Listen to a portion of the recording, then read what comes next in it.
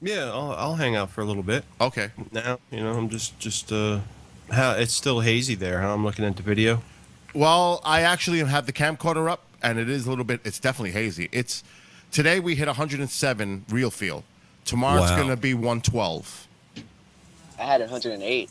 Oh, I think tomorrow. I think no. Tomorrow is going to be 117. What am I saying? 117. Real feel. Real feel. Wow. Yeah, I know that, but that's still crazy. I mean, here in Florida, we're only getting like 17, 109. Let me not exaggerate. Let me go to the weather and get Yeah, real I'm going numbers. for mine too. Real. Okay, tomorrow I'm wrong. Real feel tomorrow is 112. Sunday. Mine level's too loud.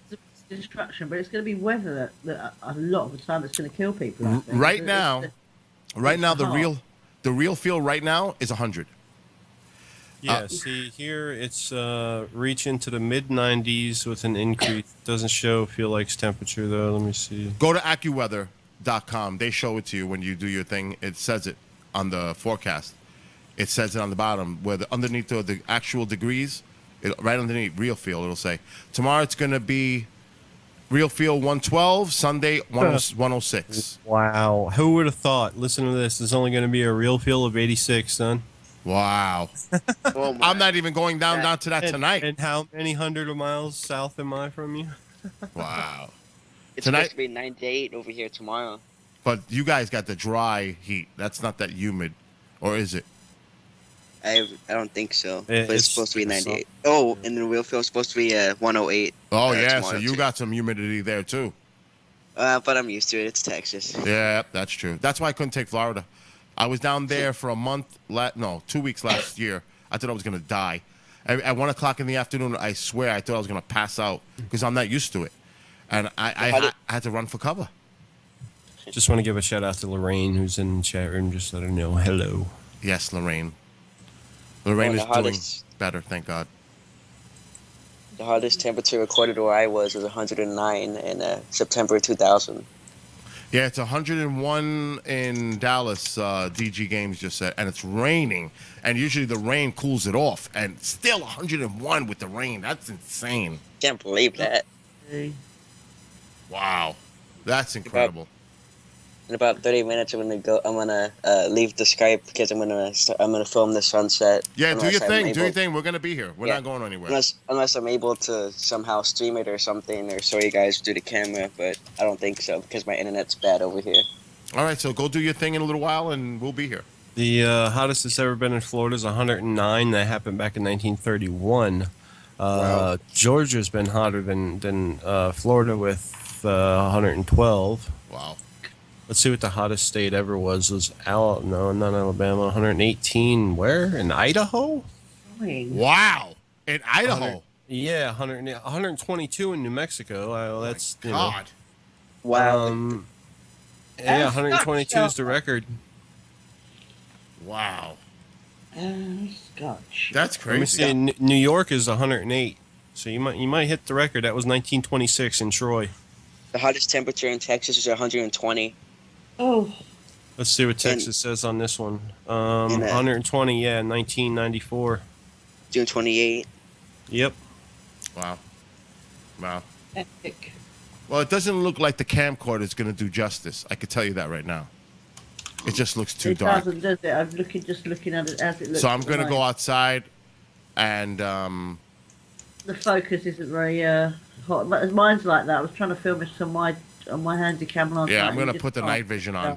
I'm going to go switch over to night vision. I got to actually see if my other batteries are charging. They Let's are all see, I'm day. looking at this. What's 58 degrees Celsius would equal what in Fahrenheit? Somebody, Hot as Morgello says that.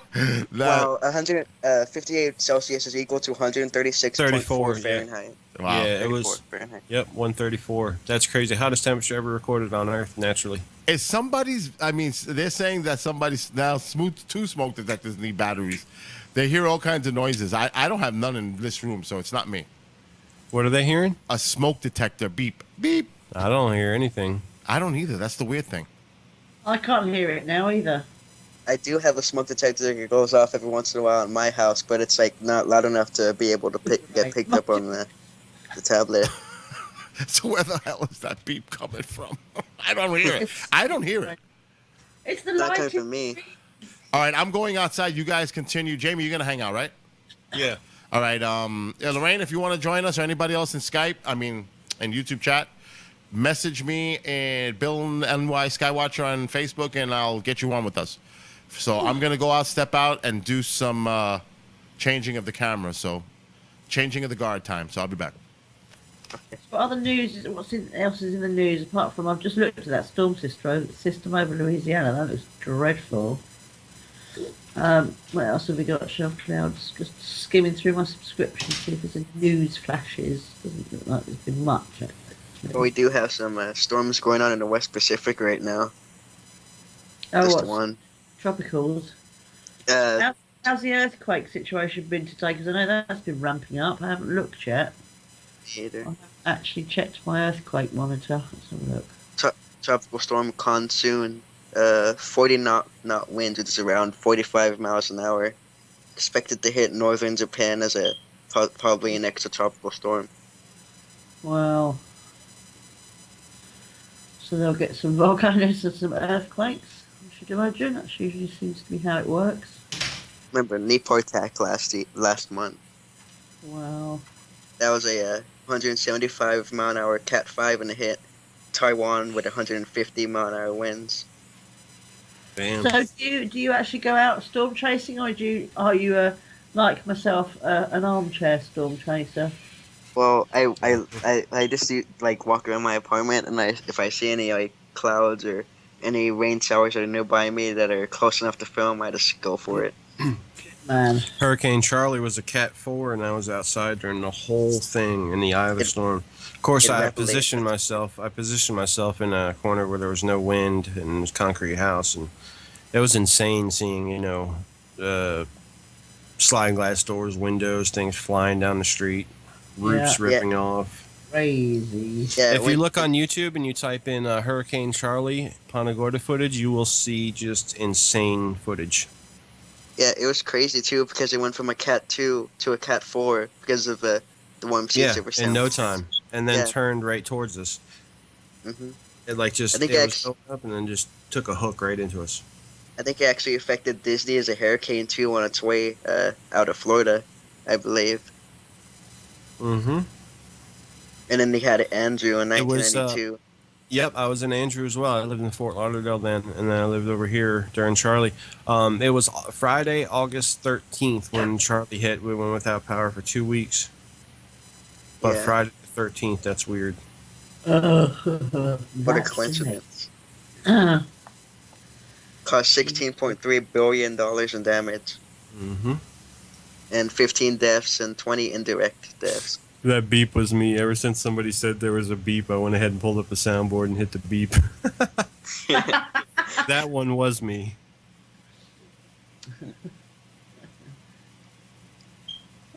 Oh wait, no, I just heard the one they've been talking about. It's like a chirp. But that's me. Okay. But I did hear the chirp in the background like a couple seconds before that though. I don't know. Oh, I think it's me actually. There's a smoke alarm There's a smoke alarm in my room. That's alright. It's not that bad. I can't believe they hear that. Yeah, I can't believe my camera picks it up. Usually it doesn't pick it up, but apparently it does now. Right, second cup of tea. I need to wake up badly. I'm sitting there yawning and it sounds terribly rude. But I have literally just woken up. There's one person in KGRA chat room. Oh dear. Well, I've looked out briefly and the sky doesn't look, even though it's clear as a bell again, it doesn't actually look that active yet. I'll have another look shortly when I make my... It's starting to clear out over here.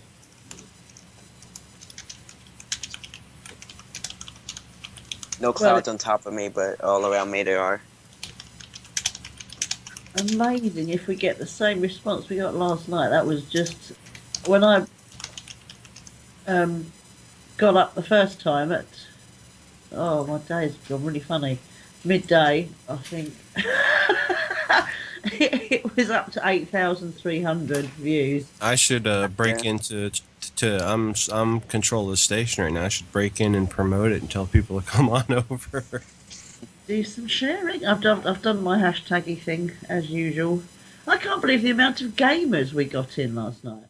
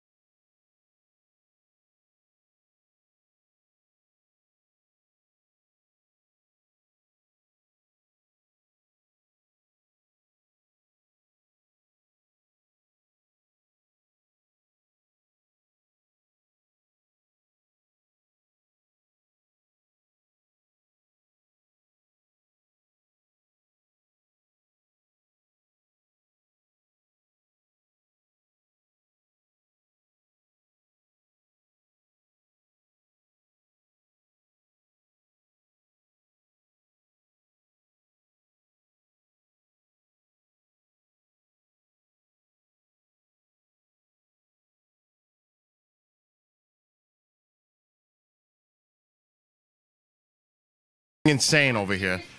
That's why I got rid of a woman in my life. Not saying it's women, Oh but man, just she is two just people going together off argue. over here. Can you can hear her, right? Oh yeah, yeah. I mean, it's ridiculous. She comes in, she opens the door. I have the air conditioner on. She leaves it wide open, and she starts sweeping. We're not. There's no debate about this, but it's unbelievable. Unbelievable. What I got to deal with. I'm a live stream, and I've got all this issues going on here. It's incredible. It's I would unbelievable. ignore it and act like I don't even hear it. Unbelievable. Yeah, I've heard my fair share of Anyway, so arguments. Oh yeah, me too. I had a shampoo bottle thrown at me from 5 feet away as hard as she could about 2 weeks ago, and that's the last time I seen her. I escorted her out of my house, and that was it. what is that? And if you're listening, I hope you're doing good. A wife? Would you like to Oh, do I an forgot ad- to plug in my. the brand of shampoo. I got to go Thank back you. outside. It was actually body wash, but yeah, Yeah, there's light. Oh, that's the lightning. it in the- hurt. It hurt bad. I too, got to go all of a outside. I'll be right back. Okay. Oh dear me. Oh, I'm assuming Larry got in touch because I was just listening when I came in. Did he actually look at my message? He's such a bug. He doesn't bother looking at messages. Oh, I can't even see it now. Yeah, did I hear that he's... What was he is- that? It just went across the screen. Plane? Yeah, it's a plane. I'm not on it. I wonder if Bill found out what that plane was last night. That was nuts. Crazy mad. Hey guys, I gotta guys- go. Guys gotta go. I'll be back in a few minutes. Okay. See We ya. used to do timestamp. Like whenever we'd see it, we'd mark down. Like right now, I'd look at it and say it's an hour and 15, hour and Yeah, 17. Someone's actually done that. I don't know. I'll give him a shout out, but I can't remember who it was. From last night, someone's gone through timestamps everything that went across the screen, up to when it was still rendering this morning. I You're think. funny, Lorraine. Yeah, Why don't I'm you not. join us? Yeah, come on, Lorraine. Come on, Lorraine, hop on. When Herbal Essence attacks. That's just too funny. Bless. Brought to you by Tresemme. Shall I add you, Lorraine? Do you want to be added? I can't see the screen. What am I doing? I've got too many things open. I'm not working yet. Do you want in, Lorraine?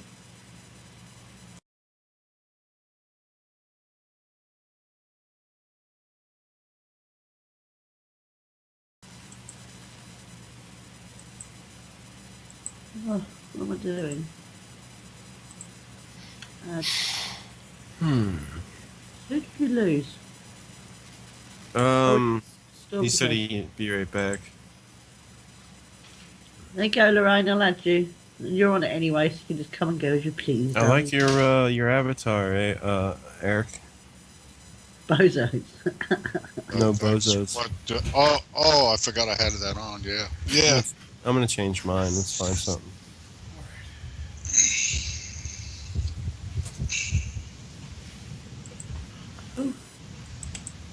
Let me fix this. Something's wrong on the settings. Okay, if I can irritate a few people. Yep. More power to me. Well, if I can scare a couple. You're still back with us yet? Then I'm happy. Lorraine wants to come on board, Bill. Can you see my new one now? Let's see. Yes. Hold on, I got a better one. Can I buy t-shirts yet? I'm so sick of asking, Race. I just got my first one today. I really want that green one that you posted. No, it's just a white one. That green one. That time you asked me, I just went and made that in like 2 seconds. Yeah, in a t-shirt making thing. Yeah. That is so, it would look. It's perfect though. It's alien green, and I'm loud. So pretty boring. No, I really want one to wear to the Travis Walton thing. That's all. Yeah. It's a good plug. What was that just floated past? A bug. Where is this thing?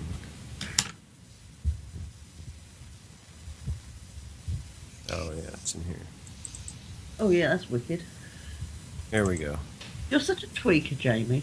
There we go. Try that one. I'm not sure they changed. Well, I'm just seeing KGRA Planet. Oh really? Hold on, let me rejoin it. Oh, that's horrible. Is that real? That thing. Well, that's No, sleep. that's from the Basically. Russian sleep experiment. That's Yeah. So it's not. That never happened. That's, But the no, the experiment- Russian experiment happened. It never really wasn't a real story, but it's based on things that did take place. I think it's like along the MK Ultra Monarch thing and all that, isn't it? I think it's. Oh no, it's based on during World War II. You know, the Nazis would do experiments with people, and oh yeah, you know, as I they say, the yeah. talk follows on, isn't it?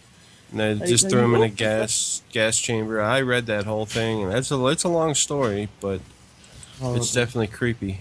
So, is my hat? Is it a hat logo that you see on mine? No, you've got no. Um, Einstein. no, it's just got a duck that says no bozo. Oh, is it not the? Oh my God, that's bizarre. That's not even what I have up. Well, you have to stop the call and then restart it for it to refresh it, I think. Could this be the same call from last night though? I don't think it is. No, it's not. It would show many other participants. Okay, I haven't even had that up in weeks. In weeks, I have not even had that up. It should Like show. It should show as Einstein right now. Like You to give a weren't shout out to my mom who's listening. Hello, Mom. Hello, Linda. I just got back to. A lot of heat lightning in the distance. Is there? I don't I was going to say, did I just see a flash? remember Summer. switching this back to Lorraine. Einstein. More Jello, Lorraine wants please. to Bill, give Lorraine a call. I just did. Ready. She should be with us now. Greetings. There she is. Hey. Hi. Hello, Lorraine. Wow, it's How are you? rain and voice. Yeah. In voice. Wow. And she sounds so much better too. Oh, believe me, We're I all have. sounding better. Yeah, we are. Really. So, Apart from being half asleep, of course. Part of my yawning. wow, the This is my skies are second nice right day now. of partially awake.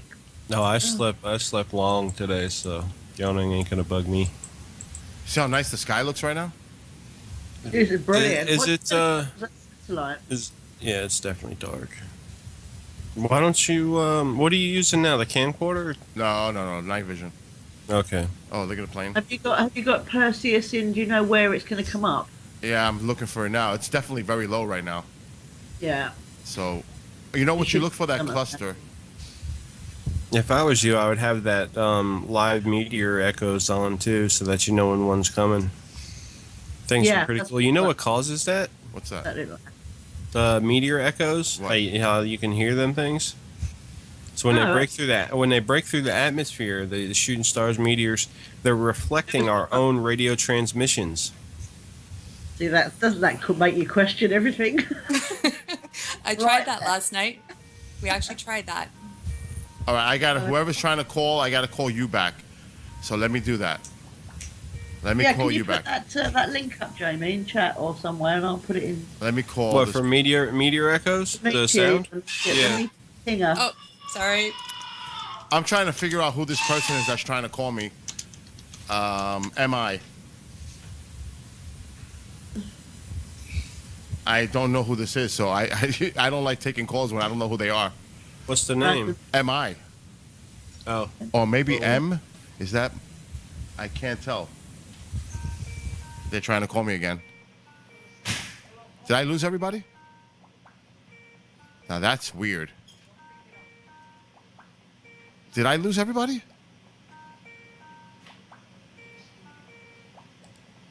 What? I don't know what just happened. how did I drop out of the call? I have no idea. I have no idea. Everybody just Hold on. dropped out. Oh. I was gonna say just to be safe and fire my thing, but Some people need Station, to come yeah. online or update Skype before they can join this call. I don't know what's going on. oh, that means they have an update. There was a recent Skype update. It'll still work. It'll just show a weird little yellow bar. All right, let me call them all back. Oh man. You're dealing with the issues of internet fun. Yeah, let me get Eric back. Yeah.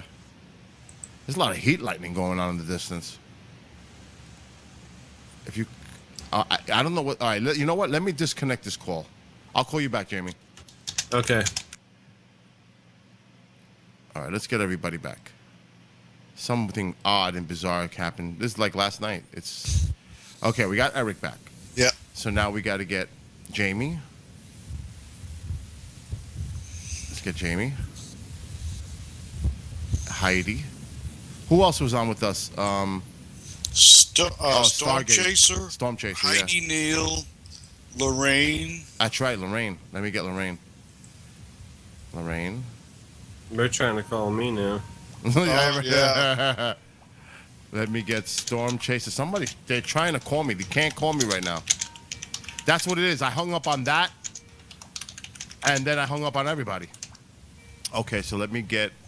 Who am I missing? We got Lorraine dialing. Got to get Storm Chaser. So then Heidi. Got to get Heidi. What icon do I have showing now? I'm not looking at The it. duck? I gotta make sure Jill shows. No, you up got to the start. bozos. You got the bozos. The bozos. the duck, right? It's the duck? Yeah. Okay, I I got don't know Jill why show the- starting. It's it's him. It's the Donald. The Donald. Okay. I don't know what the heck is going on. Somebody. That's a plane again. You had a plane again. What happened to Lorraine? She's just hung up. She should come on now. Or something. All right, and it's also trying to get in contact with Storm Chaser. Yeah, he's just hung up from another call as well. Hello to Delaware, and hello to Space Imaging, of course, Keith, our good friend. You could definitely go subscribe to his channel for his lunar observations and everything else that they do over there. It's just exceptional. It's great over there to check Hold out. on, they're trying Storm Chaser, man. Everybody hiding. They're trying to call me. Should I answer it and tell them to hang up, and we'll call them? Or Yeah, what? I You'll don't know. drop from this if the Yeah. All right, never mind. I'm just gonna leave it. And hello to Wes. Yeah, that's the thing. Wow, look at what this is. Where is this lightning coming from? Because I see clear skies. Yeah. I got to get rid of my phone because I can hear it in the background. Oh. Whoever is trying to call, you must not call that group conversation before. We have a new group conversation going. So you have to call individually. Individually call me. How do you actually do that? Don't we just add them? Can't we just add them here? It's just crazy right now. Isn't Anyway, it? so- and again, it was just as the plane came in. They must block you when they come into land, you know. I think. Yeah, that happened. That was weird. No, I don't know. I don't know why they That's would lightning, block them. Is that lightning, Bill? I don't know. Heat lightning. It's gotta be. I don't know if they get fireworks. I mean, let me pan. No. Let's pan. Let's A lot pan. of stars coming up. Oh, that's Hello? okay. Oh, he's Hello, back. you're- Okay. Where's Hello. Lorraine? Can you guys hear me? Yes. Yeah. Yes. Okay. No, we've got I just got Lorraine. kind of confused there. So is this the camcorder, Bill? No. Oh, night vision. Yeah, I switched. I had to. Nice. It's Nice. buffering. I should make it a little darker. Wow, there's a beautiful sunset going on right now. I think it's fine for now. And Linda's on in chat. Hi. And what happened to Lorraine? I know. I think you'll have to add her. Nathan is calling. Lorraine was in the call Oh, with me. she's but- wait. I'll tell her. I'll tell her. Okay. I'm trying to figure out who Nathan is. Bill Skywatcher. I'll just take it. Let me call him back. Let me call Nathan. Except random strangers. All right, we got a Utah. Oh, maybe this is the individual we were talking to last night. All right, I've got to hang up. Well, I'm not going to do anything because it's going to... Started me off again. He's got... Let me reject right now and add him to contacts. Yeah, I'm going to add you, Storm Tracer. What's your actual name, honey? Isaac. Isaac. All right, now we can add Nathan. ISAAC. Okay, dokie. So we're adding Nathan now. Wow, what a blotch of trees that is. Lorraine, call Bill direct. Yes, Lorraine. Hey, what's up, guys? Hey, what's Hey. up? I wasn't sure who you were. And I'm like, who's calling me? Because Sorry, I'm new to it. I'm not a techie. Skype is. What the hell is that back there? Yay, I made it back. Hello. Oh, that's my. What is that? Oh, that's my umbrella. Wait a minute. That's my thing for the roof. I'm like, what the hell is that? Oh, Lorraine is back. Yeah. Okay, now everybody's Yeah. back. MI Yay. was me. That stands for Mission Impossible. I couldn't not complete it. Oh, I got to go outside. It looks like one of my wires is loose because I see lines on my screen. Mine keeps buffering. It won't stay on high definition, which is really irritating. Some Alright. kind of technology there on the ground. I am hoping for a good show tonight. So am I. I hope these clear skies hold up because seeing heat lightning now. Yeah. Well, I live in Utah, and the weather's pretty good here. So. Oh, so you're in good shape for tonight. That's a dry heat. Saw a UFO last night too. Really? Did you? Epic. Well, my good friend Pat Daniels has a show over there. Fringe, Oh, in Utah. yeah, Fringe Radio Show on K Talk, 6:30 Oh, yes. a.m. I think I've heard his show before. Yeah, it's on Saturday nights. I think locally it's 6 to 10 for you. Oh, awesome! I'll have to listen in. Yeah, he's not going to be on for the month of August as he's dealing with some personal issues, but really a great show. You can go to his site, thefringeradioshow.com, and you'll be able to check out his archives and everything. All right, so Brian wants to come in. Jamie, you still with us? Yeah, I'm here. Okay. And Did I Jamie, hear you say that Larry's got in touch with you, Bill? say that again? Did I hear you say that Larry got in touch? Hello, everyone. Hello. Hey, Brian. No, Larry, I talked to his Is sister. that new lifetime service working yet? The what? The Okay, what? I'm gonna go outside to film the sunset. Be right back. All right. What Sorry, was- I was sending a text message. I only use voice to text. All right, I'm going to go. Is the line still on the screen? Because I see them Let me got- look. on YouTube. What are we looking for? Looks all I right here. just see sky. Okay. So I'm going to go outside, and for some reason, the stars don't look that bright on the screen. Is it still slightly light though? Maybe. It That's is. because we're not in Texas. Maybe misty cloud, a lot of humidity. That's what it is. There's a lot of humidity. Yeah, that's I'm going to go outside and raise the gain a little bit so we can get more stars. And I had something else to do with the camera. Oh, play with the wire. So I'll be right back. And welcome, Nathan, by the way. Thank got you. Where's Thank you. Dom Chavon? Welcome. Hey guys. Dom. Hey guys, is there a way to turn on the camera option on here or something? I'm kind of a noob with Skype. Sorry. Oh, you're wondering what we're looking at? Oh, No, like if I could put my Okay, video see on the here. 4 buttons at the bottom? Yeah. You see the one on the left that's the camera? Yeah. Well, Just- to me, on mine it says it's like dark on mine, like it's like not available. What, not? and your camera's plugged in? Yeah, I use the camera on my tablet here. I don't know. You might have to check your settings in Skype, Okay. which is Yes. tools, options. Hi, Brian. Hey, Heidi. Hey, How are Eric. you going? How am I doing? Had an interesting day today. Yes, we've all had a bit of very, an odd day. very interesting day. We went to Bigfoot Dogman country with UFOs, and it's pretty Oh, wow. interesting. Wow. Excellent. Yeah. Where about? Upstate New York. Uh-huh.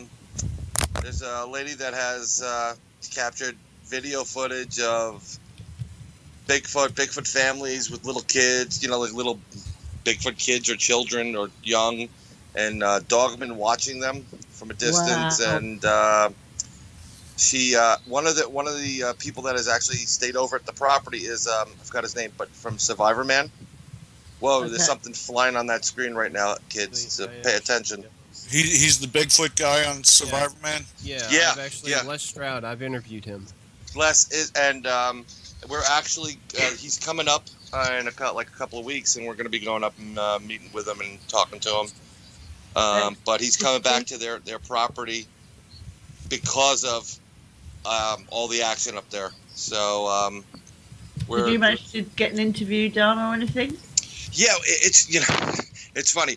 I learned my lesson from Nuclear Lake. So everywhere we go, we are always recording live audio at minimum. I got a pretty cat over here. Yeah, and so we have an interview, but it was kind of like the way it came about. I was looking up some recent sightings in New York State. I found them in up in the Hudson Valley, and I just contacted them because they had a picture. They were showing a cast they did of a Bigfoot, and in the distance, and a little bit away, looking in at them on the woods was this creature. And as I zoomed in the creature, it was a dogman, or what would be classified as a dogman these days. If you don't know what that is, let me know, and I'll Wait go a minute. into that. What is the Dogman? I don't know. Yeah. Okay, basically, Yeah, some anyway. I'll sum it up. It's a werewolf. Okay, simple. These things are about 12 feet tall. They have snouts. They are very aggressive, glowing amber eyes, and Did you see the paranormal witness I was talking about, the wolf pack? it's exactly that type of creature. Yeah. I suspect that they were just trying to be friendly, and I mean, this sounds retarded, but No. It's Hey, guys. really weird. You hear about these things and you just don't want to think about them, and you don't no, this is not real. This is Hollywood. But the evidence is really out there. Castings, people, eyewitnesses, police officer eyewitnesses, people that are shooting them, and these things are running away. 45s right in the chest, emptying a clip, and these things just walk off like it's nothing. Wow. Other groups around the country that actually get rid of them using traps and what have you. They down in Kentucky. So you listen to this, and I take everything with a grain of salt. But the evidence is there. I've seen the evidence, and when you see these pictures, it's a big difference. It's a noticeable difference from your standard Sasquatch. It does look like a dog. It has a snout with big time canines. It has those perky ears. It looks like your atypical American werewolf in London. Yeah. It's not a joke. I think they're ETs. That's what I think. Well, the person that does the research that we met with today, they have this theory because they seem to have captured them materializing and not materializing. The problem is when they mention this, people kind of walk away from it at that point. Someone's making A lot of noise. Yeah. What the heck is that? What is that? Hello? I don't know. We hear a lot of noise. That's not me. I just went on mute. It wasn't me. Men in Black. Okay, Oh my God! They're after me. Rejoin. Leave the call and rejoin. Hold on. And so I saw this picture, and she has pictures of these Bigfoot, really great evidence on her site, but I don't know how much she was aware of dogmen, and it was literally staring at her.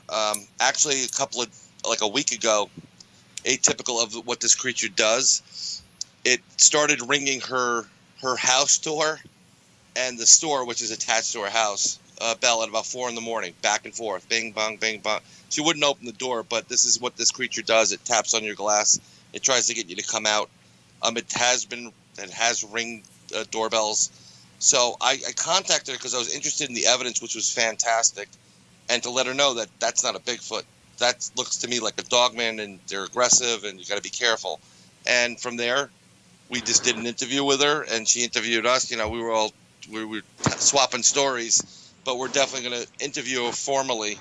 And the partner that's been working with her, because she had tracks in the back of her house, not far from there, in the next couple of weeks. But we're going to go up there and hopefully hang out with Les for a little bit and maybe talk to him, because he's done some pretty decent shows on the subject matter of Bigfoot or whatever the creature is. I wonder what type of track, what'll a dogman track look like? Oh, guys, look at this. The cat. Yeah. I'm gonna take a picture of the cat.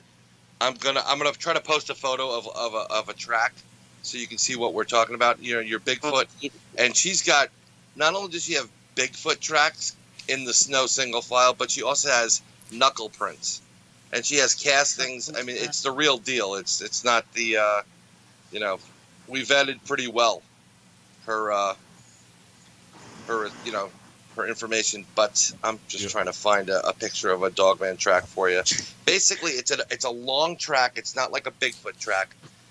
Narrower heel. It comes out and it looks like a dog print, but there are huge nails or claws in the impression as well. Yeah, I can picture it.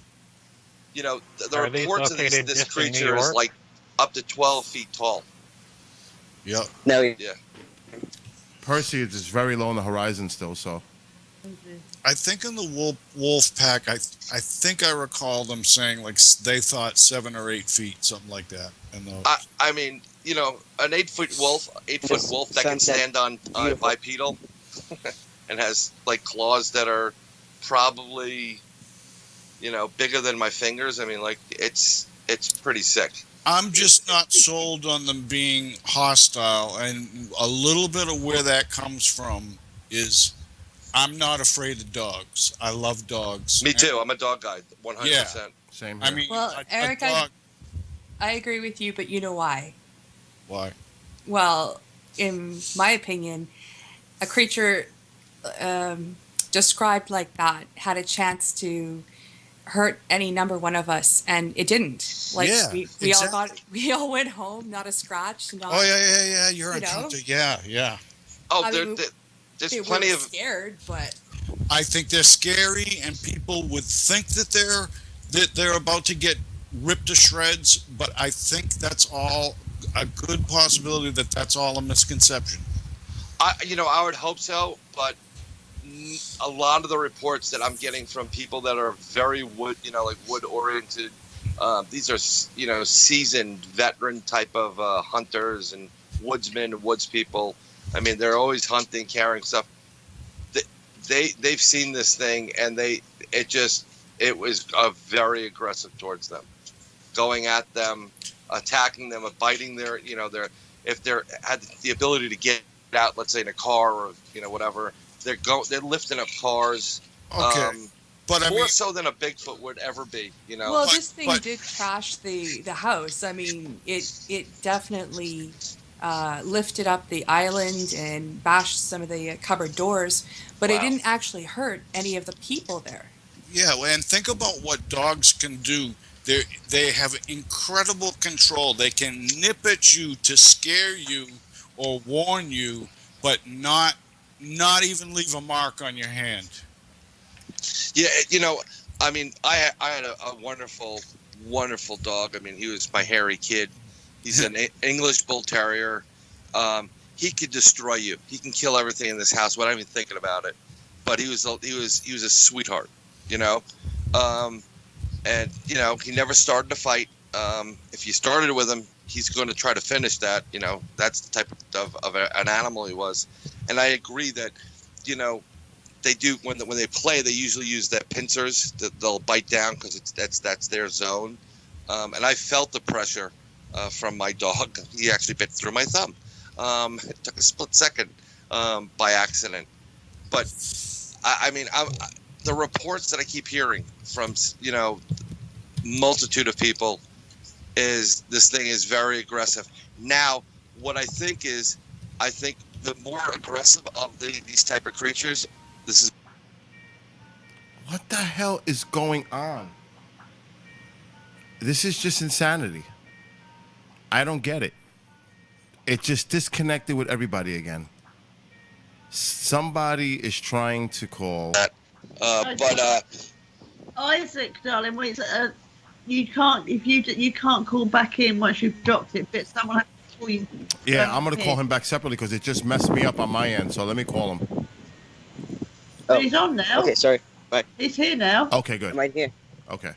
I'm right here. But we've lost everybody else. We've lost Amanda, Lorraine, and everybody else. Yeah, it's gonna. Yeah, I got booted. Bill, I joined in the conversation by not dialing, but you can join back by going into the chat area. Well, so do you want me to come out or? No, let me see if I can add everybody back because. Okay. It's just crazy. It was just insane what just happened. Yeah, it's saying if I put. I'm gonna have to call everybody back. Okay. All right, bye. Yeah. It's just crazy. It really is. Everybody's calling me, and it's confusing Skype. It really is. You can't call me in the group. You got to call me separately, and then I can add you. It's just creating chaos on my end. So let me add everybody back. Okay. Okay, I'm back. All right. Brian is coming on. Eric is coming. There's like 4 different chats going here. That's the problem. They'll have comments and it looked like Bill, That's- your personal one was calling me when there were groups going, and oh my god. That's the issue. That's the issue right now. Everybody's trying to call back the wrong one, and the pop-ups are just going nuts. That's the problem. Do not call the group conversation. Let me add you. So I got Lorraine back. I'm back. Okay, let's get Heidi. Who are we missing? We're missing Nathan. Jamie, Storm Chaser. All right, Storm Chaser. I'm getting Road Nathan Warrior. back. I got Eric back. Yeah. All right, we're getting Nathan back. We're missing Heidi. Am I?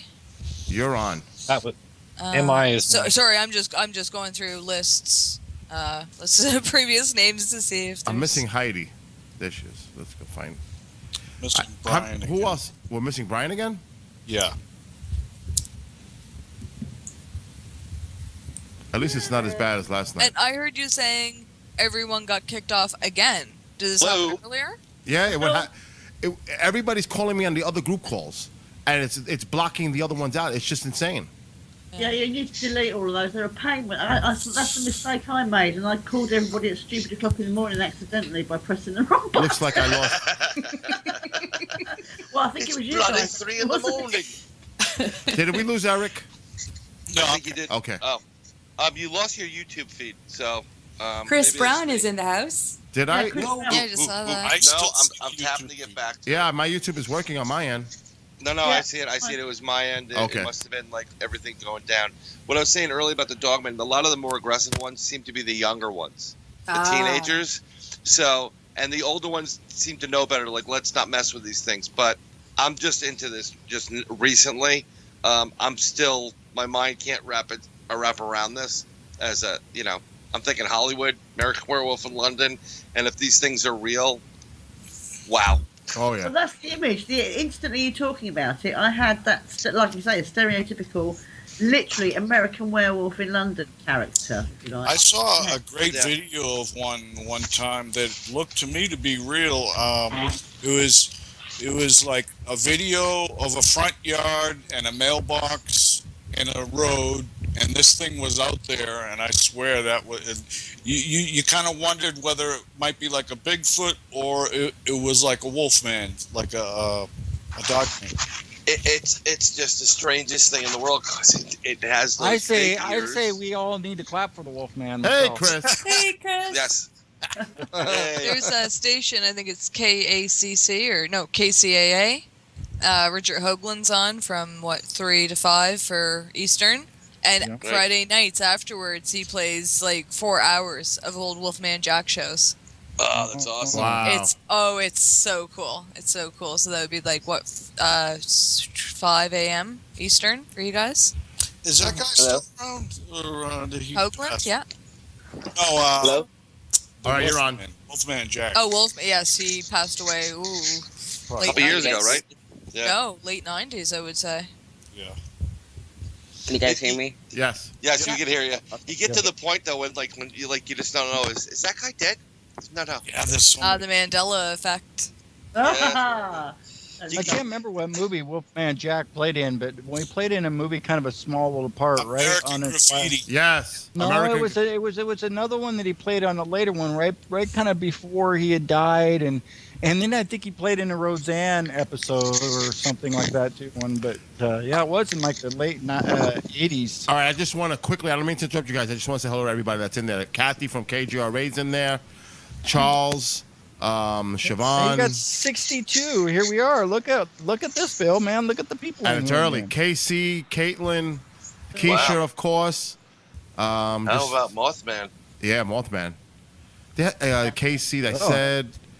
And anybody else I missed, I apologize. But Ufi's in the house.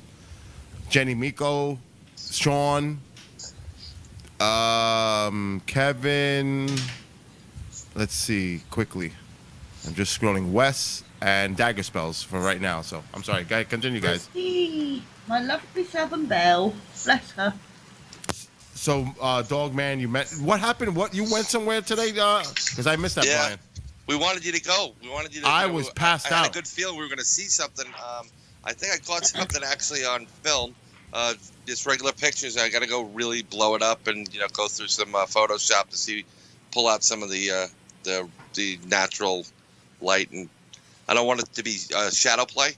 But yeah, we went to see this woman that was doing Bigfoot research, and she has dogmen, and she's had UFOs and lights of UFO ships coming down.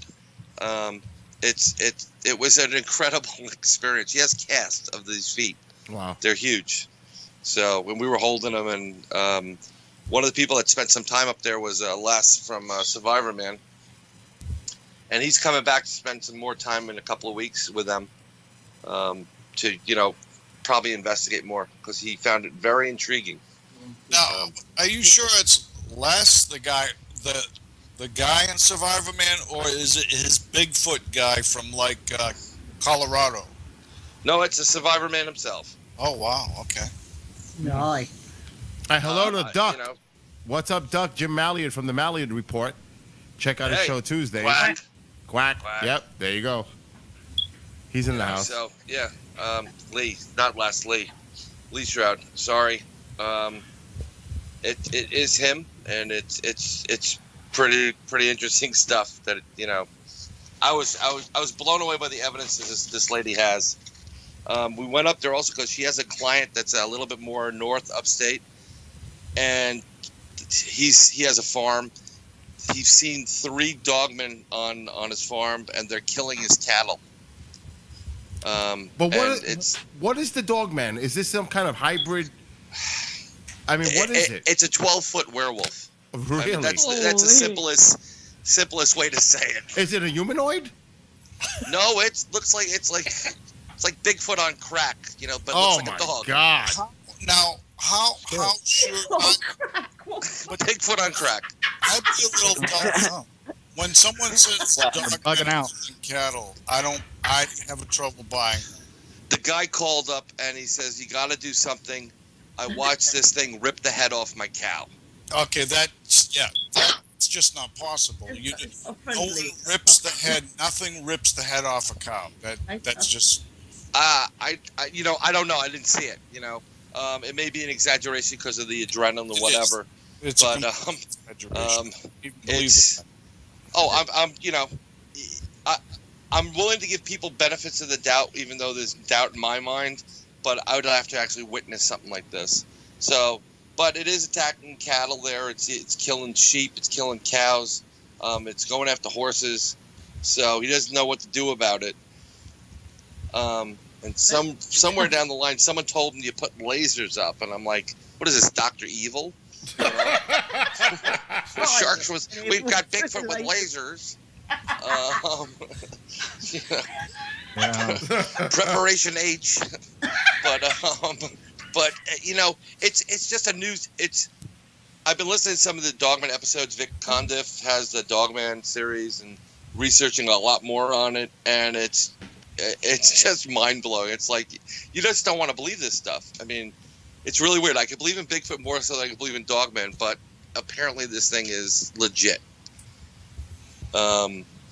And we're just trying to help him out, and there's a couple ways of helping him out that we're going to pass by him, but we're also going to do formal interviews because I want to get their story, and they want to actually, they wanted to interview us at the time because we're a new group, not a new group, but they've never met us before. I actually solicited the introduction, and there's something moving on your screen right now. Yeah. Is that a satellite? Maybe, or a plane.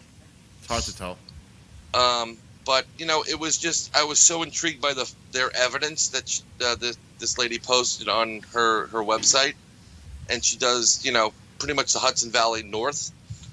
But I was concerned that she wasn't aware of Dogman or what this creature is, and this definitely looked like a werewolf. I mean, the teeth. It's just a new name for a werewolf. I'm thinking, is it not? Well, there's different. There's different. There's different stories though. There's like the werewolf, like the long snout, like the fangs and what have you, and like the pointy ears. And then there's a creature that's like a hybrid between the two, which has like more of like a rounded nose. I'm putting that out there, Brian. Werewolf movies are my favorite, and I absolutely love The Howling. I can watch The Howling over and over and over and over. What about Ginger Snaps? I remember when it came out, I was floored. And then when I saw Rick Baker's work in American Werewolf in London, I was like, this is awesome. That's the one that I remember. Yeah. Oh, that both of those were good. Yeah. Oh, when he opens the shades and they come out with a Nazi thing, that's great. Yeah, you guys are starting to freak me out. I'm going to be driving like 12 miles. Well, believe it or not, I've been talking to Al about this because Al is like hooked. He's Dogman City right now, and he's like that's where his primary focus is. And there usually are if you have Bigfoot, there's a good chance you're going to have these other creatures there. And I was thinking of like Bill, Al, and I are in the middle of the woods. Yep. We can't run any place. Not that we're that fast either. None of us are Jesse Owens. Yep. And like to know there's a Bigfoot there is one thing, but to know there's something that looks like a freaking werewolf from American Werewolf in London that may want to kill you. That is really. And none of us have guns. Was terrifying. Oh my God! Knowing this now, I'm like a lot more cautious. Where was this? Where did you go? What's the location? It's without being too specific. Near like what do you call it? A Hyde Park area. Okay. Yeah. We want to get permission before we reveal, of course, her but it's up near Hyde Park, where her farm is, or her house, or whatever. Yeah, you want to protect. And it is, Bill. It is the squatchiest place you'll see ever. Oh man. She rents boats out and for fishing on this like lake that feeds into another stream, and a couple of guys like a couple of weeks ago went out on a boat, and these Bigfoots that she says she has on her property. Didn't want them there, and they started throwing rocks at them like boulders. Boom, boom, and they hauled ass out of there. They go, "What the hell kind of animals do you have out here?" Jim Malley said maybe they're dog women and not dog men. Yeah, we need more dog women. I bet a dog man can run pretty fast. Say that again. I bet a dog man can run really fast. I'm just suspecting that. I bet that thing could bolt. Oh, I'm sure between the being on four legs versus two, but from what I understand, when this thing travels through the woods or wherever it's traveling, it makes its presence known 100%. Oh, really? So it's actually noise. It's not actually teleporting per se. It's actually physically going through the undergrowth, so you can hear it. Eric wants to know: has anybody seen the little fairies with the human faces? The little fairies with the human faces? Yeah. No, but one of the partners of this this group now, they were over at a college locally in the area, and they caught on camera it looks as sure as hell like a reptilian. Oh man. So I don't know what the hell's going on up there. Maybe the radiation from I'm trying to find Indian Point, but something weird's going on up there. You gotta do a C5 there.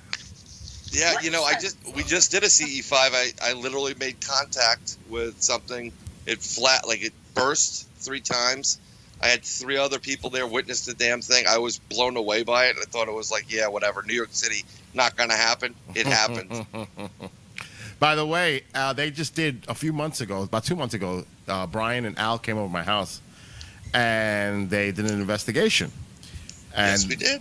And they also cleansed the home, which I put the salt and the everything on the everything was going on. But my room again. Al says, and I don't know if he spoke to you about this, Brian, but Al said that he's got sounds and orbs and all kinds of activity in my room. You know, I think it's not your room necessarily as much as it's the garage, and we didn't really go in there. So Really? we're gonna probably have to go in there. Bill, you really should set up, because out of your loads of cameras, one of them must do a decent night vision. Why don't you just let it run one We night? tried. Well, The camera kept shutting off. Tell him. Yeah, It it just Really? kept shutting off. It would go on for like 5 minutes, and then it was shutting down. I never seen it, and I look at it. It goes on for 7 hours for Skywatcher, and it won't work in my house for 5 minutes. It's That's the strangest thing in the world. It kept shutting off, Oh, and then I it just kept saw a shutting off meteor. Al's camera too. That's mental. That's almost confirmation that you've got some weird. Well, it's really interesting because I was talking to Al, and Al mentioned to me that Mom's playing around with Ghost App again. Tell her to stop. Yep. I did. She's addicted to it. It's like instead of Pokemon Go, she's playing with Dead Spirit Go. You can get ghost Pokemon. Ghost Pokemon. Yeah. Oh my I God. just think of the Everly Brothers singing the theme to that one. But he said that you saw something peeking in through a window on your deck. Oh my God. I was in the room right here in the living room. This was a few days ago. And my mom was sitting in here. I said, and my mother's friend was here. I think that was Monday night or Sunday. And it was Sunday. I see a tall person walking on my patio, walking toward the woods. And I thought it was my mother's friend. I said, is AB still here? And she goes, no, he left. Right, Mom? That tall person, that's the shadow I saw walking in the do you know, in all my life, I've never seen anything like that in my life. I've never seen an image of a person, a shadowy figure. For the first time I saw it in my life. Well, it's interesting because they're peeking in, but they're not coming in. No, they So didn't that come in. means It was that we walking. still have the protection there, but Yeah, exactly. you need to go start spreading it around the house. It like was physically odd. around the house. It was just odd. He was whatever it was. It looked like a man figure, but it was very tall, shadowy looking, and it was. I just caught at the corner of my eye, seen it, and it was walking from the Did you patio find to out the what woods. that light was in the tree today? Have you actually had a look at where that thing was blinking last night? You have any idea what that was? Yeah. Yeah, that was a lamp. But there's a lot of heat lightning going on right now. Oh yeah. A lot. It's bad, that lightning. There's nothing to. That's crazy lightning. As long There's as long as it stays clear, I'm not going to complain. But there is Exactly. definitely some heat lightning going on in the area. So there's thunderstorms around. Wow. Yeah, it was pretty wicked. I got back home, and that's what I'm going to post a picture in the Bronx of the sky. I thought we were going to die. Thought it was tornado weather. By the way, But, they're still hearing a chirp of a smoke detector. I am not hearing it. It's I when don't you hear it. talk. There's something in your room, I think, Bill. No, I Impossible. think it's mine. Because I have a smoke detector in that. It ain't mine. It is yours. Remember when it was just you and I on? Oh. When I was Yeah, it's me. Sorry. Okay. running to beat Sorry, I it with a can't broom and control throw it it. out the window? Put a bag over it, a towel. Just go up in and take the battery out. I honestly couldn't hear it, so. You guys got to check out the Mallory Report. It's on TMR247.com. He's on Tuesday nights, 9 p.m. Eastern Time. So that's the Mallory Report, the fastest hour in paranormal talk radio. He's really a great guy, great host. He makes the shows a lot of fun, enjoyable. So definitely check out his show. Again, it's T as in Tom, M as in Mary, R as in Roger, TMR247.com, 9 p.m. Eastern Time, Tuesday nights, the Mallory Report. I just got this vision of a female Bigfoot at a bar, and someone going up to, "What's a bitch like you doing here?" or something like that. Part of the expression. I wasn't being, male chauvinistic, but as a dog man or dog woman. And Nathan, in a little while, we got to touch on these photos, these drawings that you posted in Skype, and these encounters that you're having. I talked to Andy Elias, Dr. J, and he actually wants me to talk with you. And then I had talked to you briefly a little bit with Angel Espino on his Skywatchers when you were on and talked, and that's when I subscribed to you. But yeah, I'd be more than happy to share it. But yeah, these are drawings of some of. You're breaking up. The one with in the room is me on there, and then the one with the 4 different types of aliens are the ones that I've encountered, plus the gray up on top. That's one that I really remember.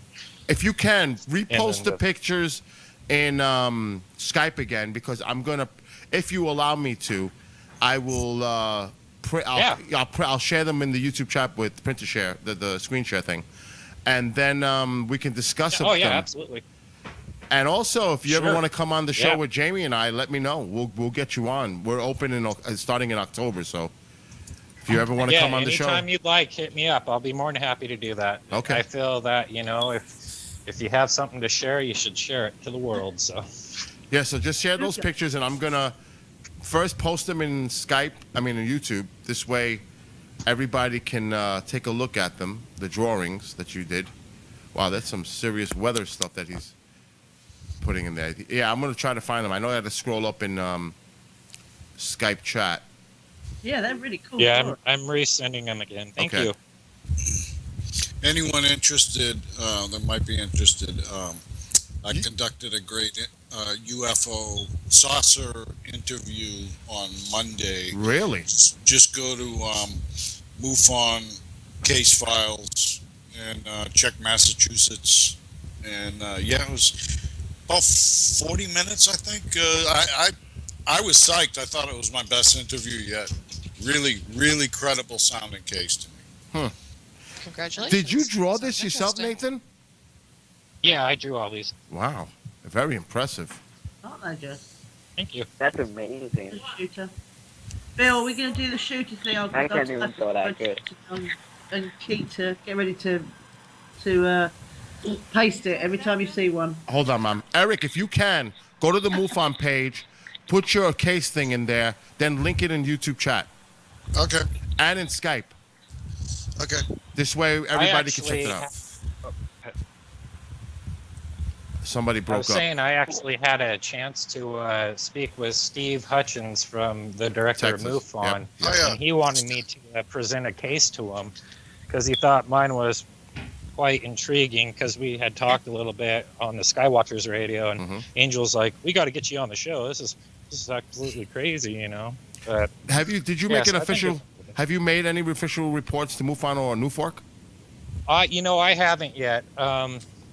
I've been kind of a little hesitant on it just due to the fact that, with doing this, I don't know what the outcome will be. I just want it to be positive for everybody because everybody has the right to know what's going on. And, all my encounters that I've had, they've never been negative in any which way. Granted, yes, you do get a little afraid and stuff at times, especially when it was happening to me at a younger age. But my first encounter happened at the age of 2 years old and has continued throughout my life and probably will always be that way. Wow. And is there any connection to other family members having these similar experiences, or? Yeah, my mom has. I mean, my mom and I have talked, and she says she's, encountered some stuff. And the funny thing about it was about at the age of 8 years old, I'm 36 years old now, my mom had the book Communion from Whitley Strieber, and I saw the book in the house, and I said, you need to get that book out of the house right now. I don't like it being in the house. And she asked me why. I'm like, front cover.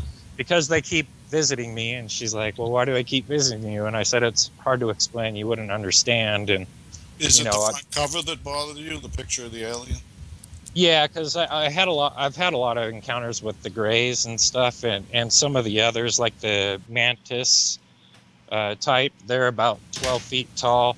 The tall whites are pretty much the direct communicators with my contacts, and they speak English. Or No, they don't speak verbally. It's all through telepathy. You basically feel what they're saying to you. What was, like, you said 2 years old? I mean, to recall, do you actually recall at that early age the experience? Oh, I can remember my first doctor shot. I have a really good memory. I can go back pretty much anytime I want and remember a lot of things. So you got like almost like a photographic memory, recall. Exactly. I'm not good with people's names, but I can recognize their face in a heartbeat and know who they are. Was this in your bedroom while you were in your crib? I mean, what was it like? So what happened is, so my parents were born and raised in Salt Lake City, Utah. This was in Torrance, California, where I was born. And what had happened is basically I was in my room playing with some toys, and I had two extraterrestrials, the one with the robe and the hood on. I call them the wise grays, because they were playing with me, not in the sense like playing toys, but playing as far as giving me information, explaining what their purpose short, was. Right? Are they little guys? Yeah, I think they're probably about 4.5 feet tall, maybe a little taller. Okay. It's like what Whitley described. Similar. Yeah, I mean, so those ones were the first point of contact, and then throughout my life I've had others, like that tall white has been a direct source. A lot of the grays, they perform a specific role in what they're doing. So not all of them do the communication, the contactee or whoever it may be. And so they have their own kind of role in what they do. Some grays, like with the hoods, those have communicated with me. It just depends on their... it's almost like a ranking system, in a sense. Well, we're getting a But sudden wave of meteors, guys. Yeah, we're getting some activity early already. But now, this was at 2, so how did it progress in time as a youngster? I mean, was this a common occurrence? Did it stop, and did they come to you using any kind of visualizations? Because we hear so much that they make their appearance, which makes the person comfortable by what they're portraying in a visionary sense of what their appearance may be. Yeah. To me, no. I mean, for me, how it was, they've always showed their true form to me, as far as what I can perceive as being a true form. It's definitely something.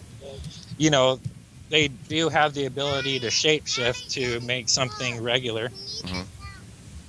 But so what happened at the age of 2 is my grandmother from Utah, who's no longer around, she had came to visit us, and it was a special time for me because I always enjoyed having my grandma over and stuff. And that we were playing, meaning that they were giving me downloaded information and why they wanted to have the relationship with me. See, kind of a complicated story a little bit, just for the simple fact that my mother was never supposed to have children to begin with, and she had a lot of complications with me during her pregnancy, and maybe that might be a portion of it, but my mom's experienced it. I think people in my family have. I know my dad has for sure, but I think it's more of my mom's side. Well, you said she had an experience too, so. Yeah, she's had a few different experiences. But so what had happened is they had, so while we were kind of playing, if that's what you want to call it, I had asked them if I could introduce my grandmother to them because she was over, and they said that would be fine. But remember, a child's mind and consciousness is a lot stronger than it is as an adult, so they might not see what you see. So I brought her in the room and I said, hey, I'd like to introduce you to my 2 friends. And she went in the room. She's like, well, where are they? I'm like, they're right here, because it was like they were coming through the wall. And then she said she needed to make a doctor's appointment for you, right? Well, she didn't say anything. She looked at me and smiled, and she said, you're a clever little boy. And she never mentioned anything after that. Yeah. But that was my first encounter. And then as I got older, I started having more visitations and stuff like that. So I have a drawing that I'm working on about showing me inside a craft, because I remember the portion of being in the craft.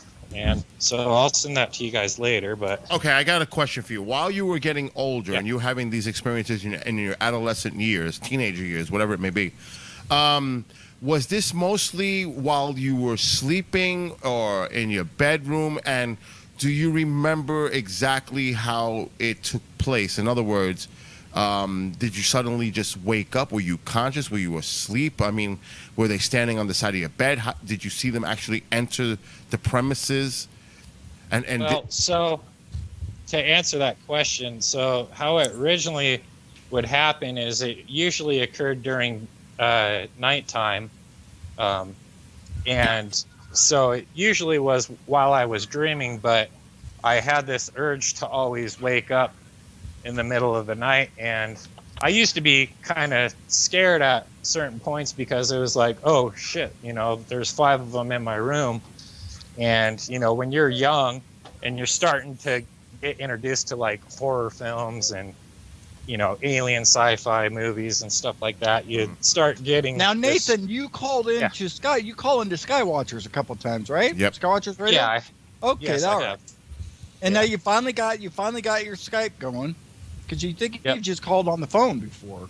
All right. Yeah, I just called on the phone. I don't really do. I don't have. This is going to be account. listen. This is going to be a little. I'll tell you right now. This will be a little bit of a pre of trying to get you on, because I know you've been wanting to get on, and I know we've kind of been trying to put you on.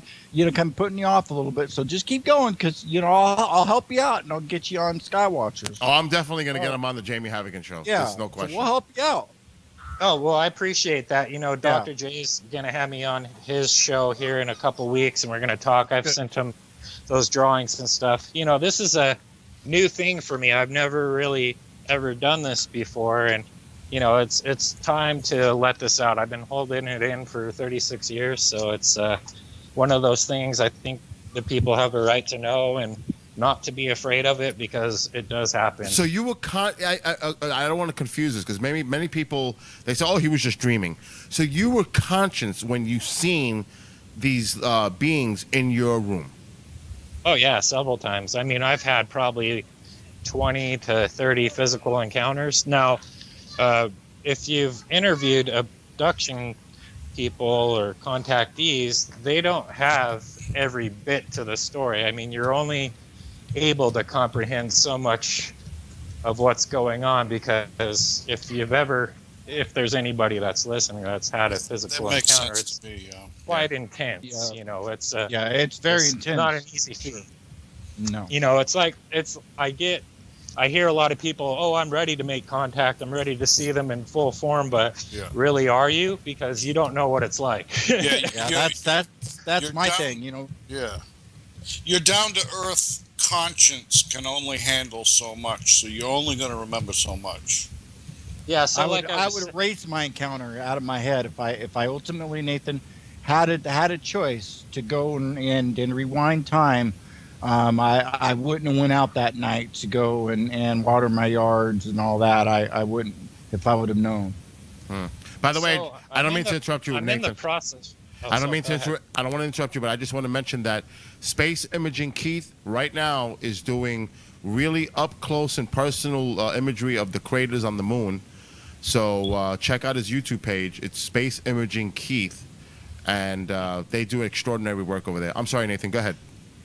Oh no, what I was gonna say is, so when at the age of 2, when they said, your mind and consciousness as a child is a lot stronger than it is as an adult, so they might not see what you see. So that makes perfect sense. If you kind of recall your childhood, you don't know of anything. You're not familiar with the concept of time. You don't really have any fears or anything. So I wasn't scared when this was happening. I thought this was completely normal. As I got older, my parents had gotten a divorce, and that's when things started to really pick up in speed with some of the encounters, because I was dealing with some, heartache from seeing my parents split. So I think they were there to comfort me. Now, I haven't had the typical abduction episode were, getting worked on or anything like that. And I would say that's not necessarily a bad thing, because you got to look how people are. There's a lot of people that are afraid of doctors in general or certain procedures. So they could be helping you out.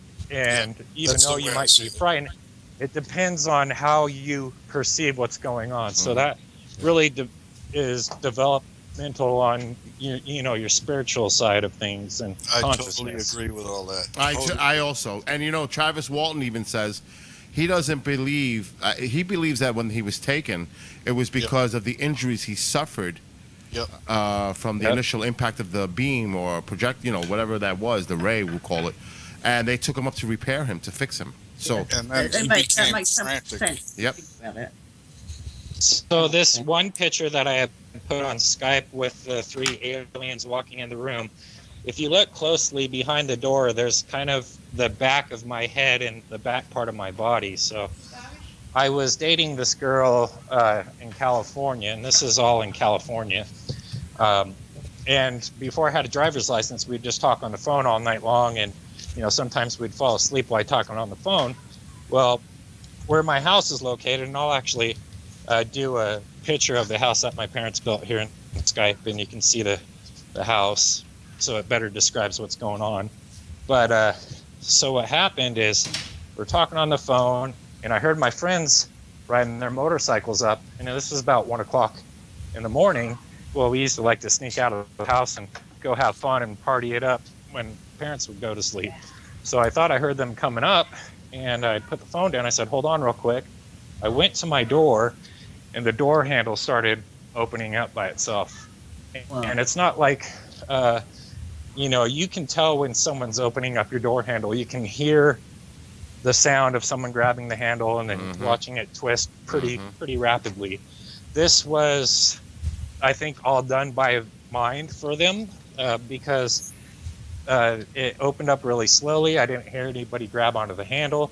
The door started opening up, and then this long gray arm kind of grabbed the door, and my automatic reaction was to hide behind the door, because the way my parents built this house, I kind of had like a little almost quarter moon shape where I could open up the door all the way and hide behind it. That's what I used to do as a little kid, playing hide and go seek with my friends, and that was my automatic reaction. I got pretty startled because usually the occurrences would happen where I'd be laying in bed and they'd be hovering over me because I'd be waking up out of the sleep. So this was different. And what happened was, as soon as they started opening up the door, they had started walking in, and they had grabbed my arm. Well, my automatic reaction was to scream out loud, but nothing came out of my mouth whatsoever. And I tried pushing back because I was kind of resisting it, because this was an unexpected thing, not like I've ever really encountered before. And so I tried pushing back, but I wasn't moving. Nothing was happening. I was kind of paralyzed. The next thing I know, I have missing time. I've missed 3 hours. It's 4 o'clock in the morning. I'm sitting upright in my bed, sweaty, and having pins and needles throughout my whole entire body. And kind of I know what happened, but what's going on? I'm in my bed now. You know what I mean? And there's 3 hours of missing time. So I finally got back to sleep. Well, when I went to sleep, and it took me about, 45 minutes to get myself back together a little bit. And I had this dream of, and this happened fairly quick when I fell asleep, and it was the extraterrestrials saying, we didn't mean to startle you. This wasn't supposed to happen like this.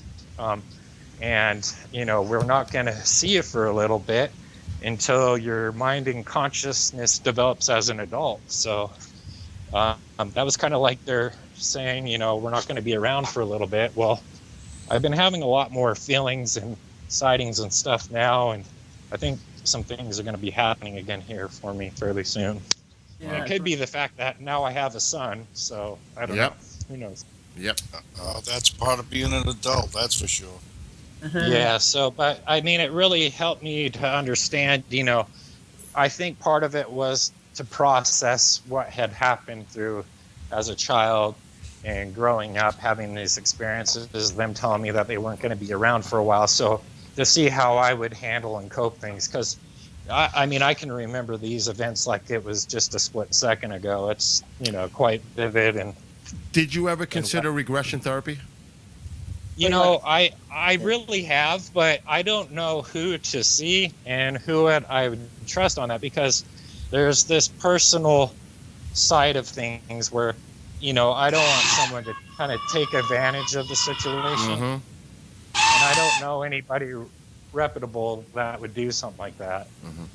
We could probably hook you up. I think between all of us, we've got Yeah. a list of people that are known and in the field, and obviously are trusted now. Yeah, I mean, I would definitely do it if you can find someone, and I'd be more than happy to talk to them about it and set something up. I mean, I've always told my mom, I have no problem going on a lie detector test. I'd do it just like Travis Walton did, and I have nothing to hide or lie about. So Yeah, Bill, we had the same issue about, trusting somebody and possibly looking into why we were missing 2 hours. Mm-hmm. So And that's you not got to easy get the right person, And you don't want. Yeah. That's not easy to discuss either. People Yeah. think you're out of your mind. I've practiced a lot too with communicating with them, and I do it on a regular basis now. So I now it's not so much the physical encounters that I have, but I have really lucid dreams a lot of the time with them. And some of the dreams actually feel like I'm really there in the flesh with them. But that's a lot of the contact stuff that I have now. I have a CE5 group here in Utah, and I'm teaching them about how to communicate with them, because anybody can do it. It's just like a professional athlete. You have to practice in order to get good at something. Totally. And but I don't think it's so hard in the ufology community, because there's the good and the bad of the things, and you hear the bad usually overtake the good. You know what I mean? Yeah. You ever come in contact with Stephen Greer at all? I had sent him my story when he had want some stuff about his new video, the unacknowledged stuff. So I've been trying to get in contact with him, but I've never talked to him in person. I've spoke with Preston Dennett and Richard Dolan and Peter Robbins. Yeah, I'm actually in the process of making a book, and I want to release it out. It's called After Contact, Understanding Transformation. And what the book's based off of is how these contacts and stuff occur, and the type of contacts there are, because there's so many different types of contact. I mean, you could visually see them, you could be in physical presence, you can have, you have to use all your senses. You can feel it through your body with electrical charge. I mean, there's a bunch of different types of contacts, but it helps understand that. And what it really does is trying to reach out to some of these contactees or people that are new to this experience and help them understand the transition, so that they're not afraid of it, because it's nothing to be afraid of. They're not here to hurt us, because if they did, they would do it already. Exactly. One person that comes to mind that I usually recommend to people, especially with UFO sightings, and even in your case, it would be good to talk to him in person, is Alejandro Rojas. Oh, yeah, I agree. Of Open Minds. He's really good. He might see what I can see, that I don't hear any psychological turmoil in your voice and all, the needy people that you can tell they're full of crap. I don't hear any of that, and it sounds like a really good case to me. Doesn't it? Sorry if I sound a little weird. I get excited when I talk about it. Yeah, we told you that on the radio, that you sound like you're a straight shooter. So we want to get you on. We talk about that, a lot. It's just, that's nice to hear a little bit more than just kind of you calling in on Skywatchers and not having us all kind of be there and listen for what we can just a short time. And I know it's hard for you. So I'm glad you're here, Nathan. That works. And when I go, I will pass the message over to Angel and all that, and we will hook you up. All right? Nathan, I got a question. When you had these close encounter, let's just call it close-up personal experiences with these entities, the Greys, what was your take on their makeup? Did they? Because a lot of people, there's a lot of speculation. They could be some type of a hybrid, like a mech, cyborg type of, and biological entity. And what was the communication like telepathically? What was that about? What can you give any details about what was exchanged? So I mean, I don't think they're like, you know, what can be considered as something like maybe the government has them, because I've never encountered any type of government type, you know, human type figures other than the Palladium that I've drawn. I've seen her just once, and this was just recently, about a month ago, through a vision. But no, I would, you know, they're definitely organic, and you know, it's hard to say because they work at a totally different level than you and I would even comprehend. So to say that they're mechanical, I don't think so in any way whatsoever. I mean, some of the ones that I had direct contact with, where they would show me certain things like how life was created and things about me and understanding of technology and stuff like that. Like, so for instance, one night I had this dream about a free energy device, and I have never studied anything in science or anything like that. And the funny thing about it is I remember this dream like so vividly, and it was almost like a gyroscoping motion. And I thought, I'm like, that would be a good idea for a magnetic motor for automobiles, because I work in the automotive industry. And so I thought about that, and come to find out, I have been have this relationship with John K. Hutchinson. I had reached out to him and had asked him some stuff in physics, and you know, I don't know what I'm talking about, but it made sense to me. So I'm like, who's the better person to ask that? I can't ask any of my friends because they just go right over their head. So I had sent him an email, and he responded back. He's like, oh wow, tell me more about this. And he kept wanting to know more and more. And I kind of told him, you know, this is through what I believe is like a contact, you know, through my lucid dream. And you know, we had been communicating back and forth ever since. And I told him, you know, I've never gone to college because I don't want to acquire the debt, but I'm a really smart person and do a lot of things.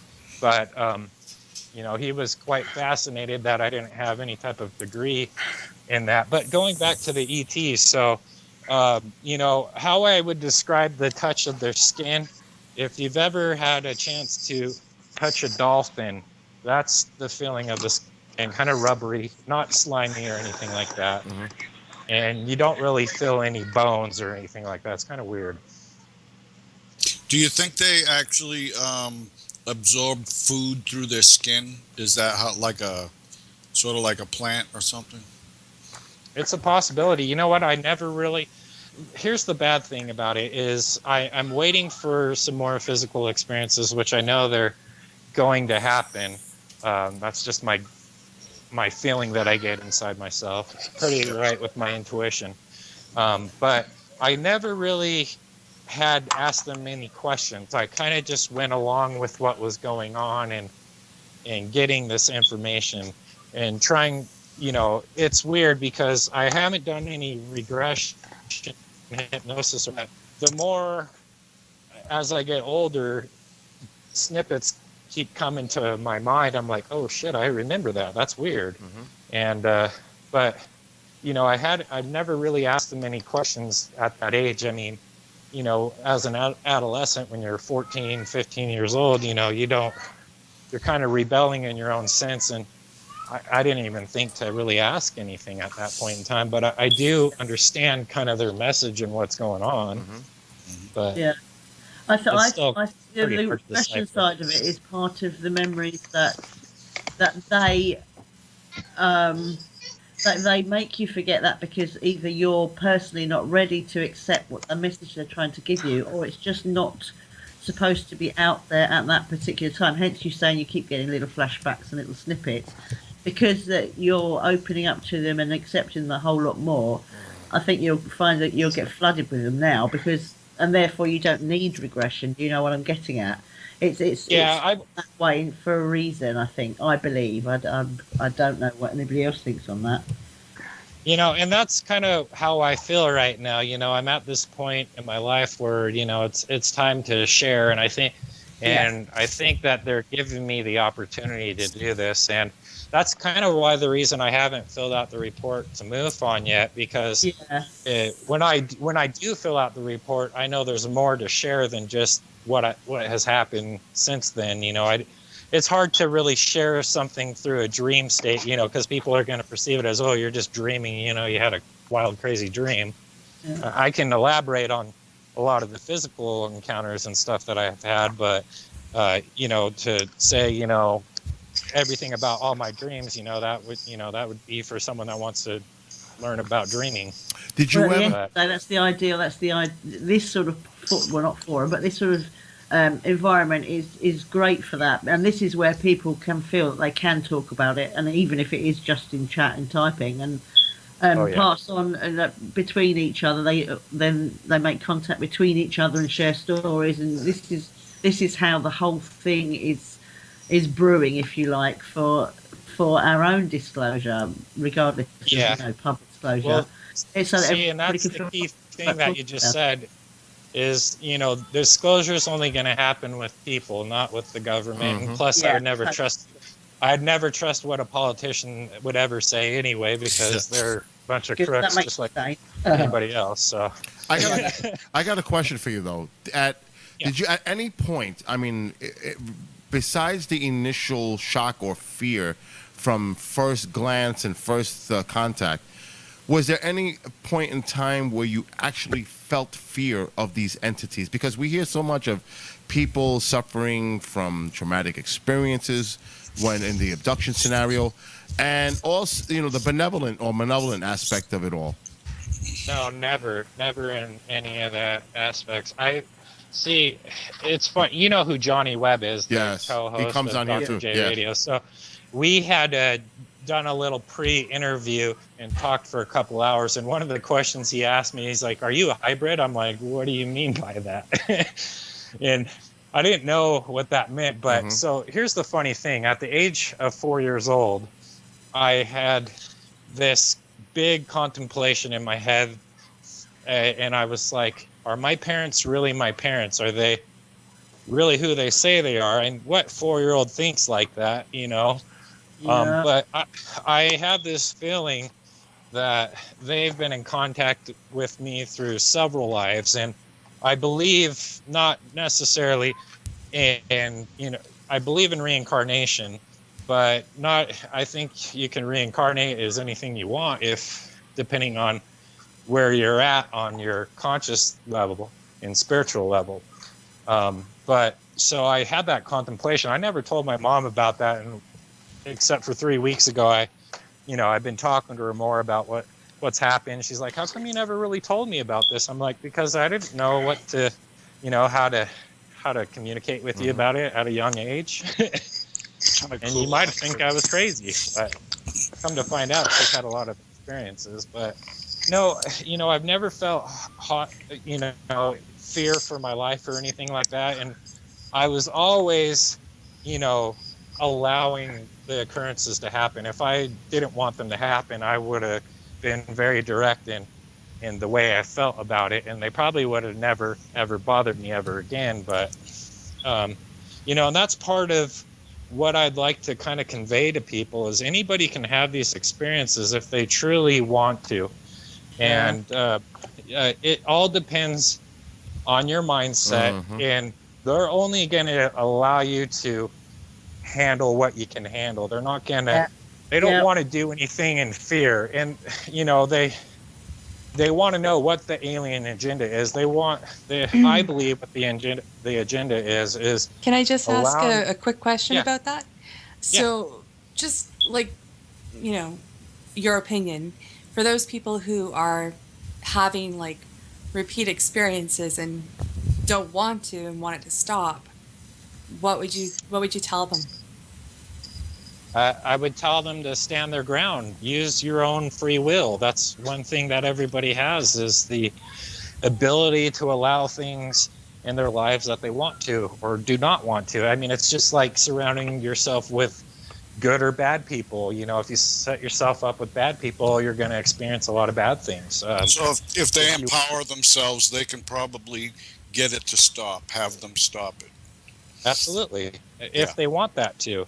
Now, you know, for me, I don't want these things to stop. I'm happy that they've happened. I would never change that in my life. And I would be too. you know, I've Me too. grown a lot more from it. So, and you know, I'm not a big religious person. I have high spirituality. You know, my parents, I was never born into religion. They allowed me to choose what I wanted to believe in. But, you know, with my relationship with God and Jesus, you know, I feel just as strong, if not stronger, about it with those experiences happening as well. Because, I mean, there's a lot more out there than people think there Oh is. yeah. You I gotta was- Just gotta open open their mind to it. I was going to ask you the hybrid question earlier, and I was just going to ask if, okay, when in determining, once you realize what they're talking about with hybrid, in other words, they mix something in with you, sort of, maybe at birth or whatever, you know, before birth. When you look at your parents, physically, do you feel you are the mix of physical attributes from your mother and your father? Nothing different there, right? No, I mean, I see resemblances of both of us. So I know they're my blood parents, is what I would say in physical aspects. But Yeah. I have this feeling that the relationship that I have, they're my extraterrestrial family. Someone that I have known for a long time, but I am just barely getting to know them again in this life. So That's so because, common. I mean, So common. here's how Well, I feel. I mean, Oh, I'm fairly young, you know, being 36 years old, but I feel that I'm a lot older than I am by a number. that makes So I sense. think I've had a lot more experiences. But, you know, I know what's going to happen when I have another encounter. I'm probably going to break down in tears and start bawling my eyes out like a little baby. But, and that happens with some people, you know, because What it's is probably. that? What exactly is that? Why do you feel that? What's going on there? Maybe like a reuniting that hasn't happened for a while. Okay. You know, just kind of like seeing someone that you haven't seen for a very, very long time, that someone's really special to you and you have a lot of feelings for. Yep. Like Would you that, also be know. concerned? Sorry to interrupt. But would you also be concerned of the fact that maybe when you're getting this feeling like something's going to amp up again, it's going to start again because you have a son? Maybe you're subconsciously also a bit worried as a parent that you don't want your child to be hurt or scared from the experience because you had such a wonderful one. But each person's is different. So maybe that crying light at that point is a little bit of frustration. I just saw a totally cool meteor go by. I'm kind of glad you brought up that question. You know, I'm an artist, so I like to draw and stuff like that. My son is 5 years old, and he is like a big fan of my drawings, so he's constantly bugging me, hey, draw Hulk, draw, you know, whatever. But he'll see me drawing these aliens, you know, extraterrestrials and stuff, and he asked me, he's like, is that an alien? I'm like, yeah. He's like, are those your friends? I'm like, you know, I'm going to be honest with my son. I'm not going to lie to him. I said, yeah, they are my friends. And I even asked him, I said, have you ever seen them before? Because I'm curious to know, because I have this feeling that something probably at some point in his life will happen. Yep. Maybe, you know, not until later on. I don't really know. It's different for everybody. So, I mean, Bill, for did me, you it see happened at a really I don't know if young that was a age, bug. but, so I'm not really worried about his safety in any way or anything like that. I just want, you know, if it does happen to him, I want him to know that I'm here for him and I want to help him through it. So, see, my wife is the exact opposite. She doesn't want to, she doesn't really have any interest in it. You know, I've told her about this, and we've been married for almost 10 years now. And, you know, I talked to her about it. She knows that I have a CE5 group, and she just doesn't get it or understand. And I said, you know what? If you ever want to know, I'm an open book. I'll tell you anything about it, but I'm not going to press it on her because, you know, if she wants to know, I'll allow her to do that at her own speed. And Some time. people can't. Some people can't handle that. Oh yeah. My wife now, which was my girlfriend back then, that saw this craft fly over our vehicle and she's hanging out. She still to this day will not admit to the fact that she saw what she saw. But I know that my daughter personally, I don't know if I've been abducted, and I don't want to know. I have these ideas and that I would like to, but I don't. But my daughter has come up and she's been frightened of the dark and things she says are visiting, and some of the pictures she's drawing since like age 3 are pretty interesting, and I will interpret them differently. And I interpret them as they look like aliens, to be honest, you know. But they really do. I mean, it's quite incredible. I'm trying to find one to post, but everybody's different. Everybody will handle it differently. Exactly. Like I think you know, Eric and Bill are like, yeah, let's bring it on. You know, Really, bring you it don't on. know what you know what your experience is. You know, I mean, you know, it's all subjective. So some people are just absolutely terrified. True. Yeah. Well, I mean, if anybody ever wants to know how to really do it, I'd be more than happy to spend time with them. Not just the CE5 protocol type deal. That's a really good platform. But, you know, even in that, if you read up on the study of it and how to do it correctly, you can have certain encounters. And they're, like I was saying, they're only going to allow what's comfortable for you. They're not going to want to overdo things to make you, because they don't want you to be in fear of this. I mean, that's not what it's about. And like I was saying about the alien agenda, they don't have a specific agenda in the fact that they want to control, you know, the human race or whatever. The main function is basically to allow people to see more than this particular plane that we see currently, and if you want to pursue it more, you know, you're able to get more information if that's what you really want. But you have to, it's like a relationship. You have to put effort into it in order for it to make it work. And well, it's pretty interesting. We did I only did 2 CE5s. We tried it over by us, and Al was at the first one. So I was trying to focus. They were playing the Stephen Greer meditation, which, frankly, in my opinion, annoys the hell out of me. It's just I don't want to hear the guy's voice. I'm not a big fan personally. So I'm trying to get into my own zone and work on like technically a remote view type of thing. And my hand to God, I'm closing my eyes. I'm concentrating and focusing. I literally saw the Earth as if from a satellite view. I saw the Earth moving. I looked. It was as if I'm looking from some craft, and I started looking, and I looked around a little bit. I was looking through a window in this while I was meditating or whatever. I was literally a gray. I saw my eyes. I was very aware of what was going on. And I literally, I'm like, this is the coolest thing. And I kind of went into the window and I scrunched my nose. I could see the wrinkles of my nose. Now, the problem with this for me is, I don't know if it's, I'm an artist as well. So I don't know if it's my mind, you know, just going back to some visuals, or if it physically actually happened. And I would say, you know what the whole thing is about contact and stuff like that? Your biggest hurdle is self-doubt. And, you know, we all experience self-doubt, and that is probably one of the hardest things for anybody. Is we always doubt ourselves and our capabilities to exceed what we can really achieve. And, you know, 100%. We have this, you know, self-doubt that always happens in everybody. And, you know, it's overcoming that and, you know, sticking to your guts and saying, you know what? Screw you, self-doubt. I'm going to go with this full-fledged, no matter what you do in life. You know, if it's wanting to be successful in a job or get the girl of your dreams or get your dream car, that's, you know, when I talked on Skywatcher's radio about self, you know, I had a little talk about, the word just slipped from me, but self-manifestation. We manifest anything that we want to in physical form.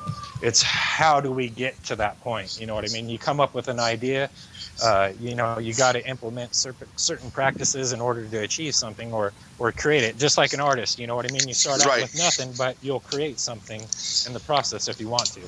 Here's the thing, you know, like when I started with Al and we were doing the Bronxville Paranormal, we did our investigation. Al, you know, we have our psychic, and Al was checking everything out with the psychic beforehand, and he went through everybody because it's something I would do too. You're like, what about this person? What about that person? So some of two of the group, she said, you know, one person like, wow, that person's, you know, more open to this type of experiences. They'll see things more than other people. So some kind of a, not psychic technically, but a third eye kind of ability. And then she mentioned my name, and she said she almost fell off the seat, if Al can confirm. And so I've been working with her, and I've always had a feeling. I think everybody has this ability. It's whether you open your mind. I think more of the artistic types or people that can use both ends of their brain, left and right, will be more open to this. So we've been working, and I've always tried remote viewing ever since I knew about it. We've been doing this recently, and I would agree with you. Yeah, I've done it a couple of times, but when you come and you see these things, and like I always tell Al, I'm like, Al, this is what I saw. Should I tell this person? And he's like, yeah, what the heck? Because I don't want to. I'm self-doubting this. I'm like, this can't be real, you know. So far, I'm about 98% correct on about 7 to 8 instances recently. I'm not confirmed. Al's chiming in on chat, but it just you know, if you have something and you see something and you know, someone you've never met and you tell them X, Y, and Z and what's gonna, you know, what you saw, and some of it's pretty buggy, you're gonna come off like a lunatic. I mean, if someone came up to you like, you know, it's, you know, I saw you in a car driving, you should be careful with X, Y, and Z, you know, like going here or doing that. I would like, okay, who the hell are you and why are you saying this? You know. Well, but at the end of the day, that whatever you're saying to that person, it will sink in subconsciously anyway. Even if they do brush it off, it will remain in their mind somehow, and therefore you've already served your purpose by passing on that message that you were given to give to them. So I don't think that really makes much difference, to be honest with you. Well, here's a funny. I agree. Yeah. Here's a funny thing. So I had told my friend about the experience that I had with the 3 extraterrestrials that came into my room, the picture that I have in chat, and he thought I was absolutely crazy and didn't want to believe me. And I said to him very earnestly, I said, Matt, I guarantee you one day you and I are going to be hanging out and we're going to encounter an experience with either a UFO or something. So in 1999, there's another picture I posted in chat of I was at El Morro Beach in Laguna. This is north of Laguna. And we were out there about 1 o'clock in the morning and just hanging out, having fun. And it was just him and I. And all of a sudden, it was a clear night. You could see the oil rigs off in the distance. This fog had rolled in just in this one area. And it was just like Fire in the Sky in the movie where it just illuminated bright orange red. And that fog had disappeared, and then this big craft appeared, and this was probably about at least 1.5 miles out in the water, so it was quite far out in the distance. But I started to like squint my eyes to get a better view of what it was. Well, there was this big disc-shaped craft, and at the top there were these lights going around in one direction in a circle, and then there was lights on the bottom doing the opposite direction. And it was just hovering above the water, probably about 100, 150 feet. And then all of a sudden, this blue beam had hit the water and then went off. And it stayed there for maybe about another minute or two. And all of a sudden, the steam rolled up and, you know, this fog, and it, you know, dematerialized. And the funny thing about it is I met another friend of mine probably about 6 years down the road, and we started getting on this weird tangent about UFOs after a motocross ride, and I told him about that experience in Laguna. Well, he was in Laguna Beach as well, but at a different location, and saw the same exact thing, which I thought was kind of weird. But, you know, I turned my friend that was a non-believer into a believer, and you know, he's like, man, I can't believe that, you know, and he still asks stuff about that. I kind of tell him a little bit more about it, but I don't know how much he wants to really know. Do you keep a written journal or a voice recording every time you have anything? So you've just got in your own. I mean, I know you said you've got a very good memory of things like this, but surely there must be things that flash into your mind, and you think to yourself, just in that instant, what does that mean? Do you actually keep a journal per se of stuff like that happens to you? Just so you maybe can refer to it, or maybe something happens further down the road, and you can actually say, that's confirmed. I did see that actually happening. Like, no, I really don't, and it's because these memories are so vivid, and it's just like it happened yesterday, and but what I do, not by taking notes, but what I'll do is I'll make a sketch of it, and then I'll perfect it at a later time. So, because I like to have that visual aspect of me seeing that, because that's obviously how they are portraying to you as well. They're putting images in rather than trying to give you a script of sorts. That's equally common, isn't it? It's very much an imagery thing. Rather than it's really hard to describe in words, you know what I mean? It's more of a feeling, and that's how they talk to you. It's through inner feeling that you have, and it's like there's a voice inside your head. It's like when you want to communicate with them, and I've probably asked them questions and they've already answered them to me. But I have a hard time understanding in that, and that's where probably regressive hypnosis would come into play, or something like that. I don't really know, or in all in due time. So, but well, you sound extremely grounded, as far as I can tell, and it's absolutely fascinating. It really is fascinating, and it actually sounds like you're just like embracing the whole thing, which is I kind of guess what people need to start realizing is, just embrace it, because they will realize if you're not, like you say, you're not ready for it. I mean, that's what's happening to me. I'm getting some weird stuff, but it's like they're drip feeding me, and it's really frustrating. Yeah. I do want to open the floodgates, but I don't know. Maybe it's because of my heart condition. They feel they can't go, "Hi, we're here!" Boo. I had written down this quote, and I live by this quote, and it's called "The cause without purpose leads to results that will not make a difference," and it's true to itself. So, I mean, that's why I'm, open to this. It is a big part of my life, and so is my family and everything. But this is up there as importance as well, because there are going to be more things that are going to be happening to me. So.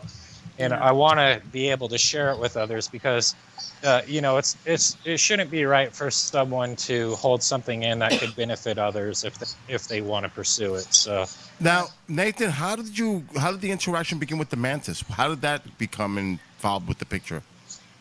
That just happened on one of the experiences. Now, with the mantis, there are grays involved. So, and the mantis, they were a form of communicator as well, but mostly the tall white and the grays. Now, I've had maybe one or two encounters with the mantis, and I felt that the mantis was like a leader or someone of higher intelligence or priority on what they were doing. Because like when I was with the mantis, there would be grays that would be doing, things on the ship and stuff like that. They would come and get me to where I needed to go with my contact. But for the most part, you would try to, say what's going on, and I wouldn't get a response from them. It would there wouldn't be any feeling in that, even if I had tried to portray something, I didn't get any really response from them. It was like they have this specific function, and that's what they did. Yeah, they seem to be the ones that are like the head honchos, if you like, and I think that them in particular, they choose or they allow the greys to let the contactees know that they're going to have a direct contact with the mantids, as in you have reached a level that is high enough for your perception and our communicating to you to accept us and what we are portraying to you. That I've heard that from a few people about the mantids. It's quite a recent thing. I think that's kind of the higher level of contactee. I think the mantids. The tall white is the one that really stands out the most in my contacts. They're really tall. They're about 8 to 9 feet tall. Really dark, deep blue eyes, and they were like the main contact source or communicators with what was going on with me. But the mantis is really tall, right? Yeah, the mantis is about, I would say, maybe anywhere from 12 to 15 feet. Wow. Terrified. Is it like hunched over a little or completely straight up? Well, you know, I have never really had a good look at their feet and their legs, but how I could interpret it is kind of like how you would see a mantis's arms, how they fold in and then out. Did it have hands? Did it have hands? If you want to call them hands, they're claws. You know, they have like not really a. So this is almost looking like a real praying mantis, but huge, right? Is that what you're saying? Yeah, the face for sure. And you know, they're greenish and kind of, I wouldn't say scaly, but kind of like almost like a hard texture to them, a little bit.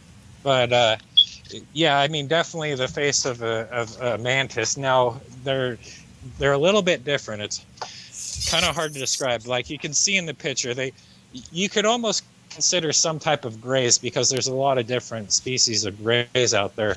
And how I would say this is not all one gray looks identical. They're just like you and I. They have slightly different features and stuff like that, which, you know, distinctively set them apart from one another. But you know, I only had 2 contact sources with them, but mostly the grays and the tall whites. I've heard, it's kind of a question. Did you, with regard to the mantid again, because I've spoken to a couple of people quite recently actually that have experienced them. Did you, and I hate to sound hippie, but did you feel them radiating love? Was it a warm fuzzy? It sounds really stupid, but this is how Warm fuzzy. A warm fuzzy feeling. There's no such thing as a stupid question, but no, absolutely. No, we can go on to this. No, a lot of it is compassion and love with That's the word. all of them in an aspect. You know, they have this sincerity about them, or the feeling that you get. Now, I don't think they experience the emotional side of things as we do. It's different. But that's how I felt. I felt warm. I felt invited. I felt safe and comfortable through every encounter, even though sometimes, you know, it scared me at times, you know, but I didn't feel like, oh shit, you know, this isn't a good thing. Something's bad's going to happen. No, never. And it felt warm and inviting. We have a question for you in chat from Ufi. She would like to know if you've ever seen a species that was transparent black with no discernible features. I see those actually on a regular basis a lot of the time. Oh, really? Yeah. Wow. Does it have a big head? I can't. You can't distinct any features from it. It's like you see almost like it's what I refer to them as like almost shadow people. You can see motion and movement, but you can't distinctly say, oh, that was, you know, sometimes I see like a body moving, but it just happens so quickly. And I see it quite frequently, to be honest with you. You know, I've also experienced ghosts and stuff like that, and my house was haunted too and had some crazy things happen there. But no, these aren't ghosts for sure, because I've seen ghosts before, and these are different. It's almost like they kind of walk in my room every now and then, or down the hallway, or I can just be out in public and see like this figure at the side of my eye, and I look and nothing's there, and I see that quite a bit sometimes. That's just like them showing their presence, like just Usually on a regular basis. Lately, the weird thing about it is lately I have been getting this really anxious feeling when I'm sleeping, kind of like how I used to feel when some of the physical encounters happened. And I had read this book by Leslie Larkin called Communicating with Extraterrestrials.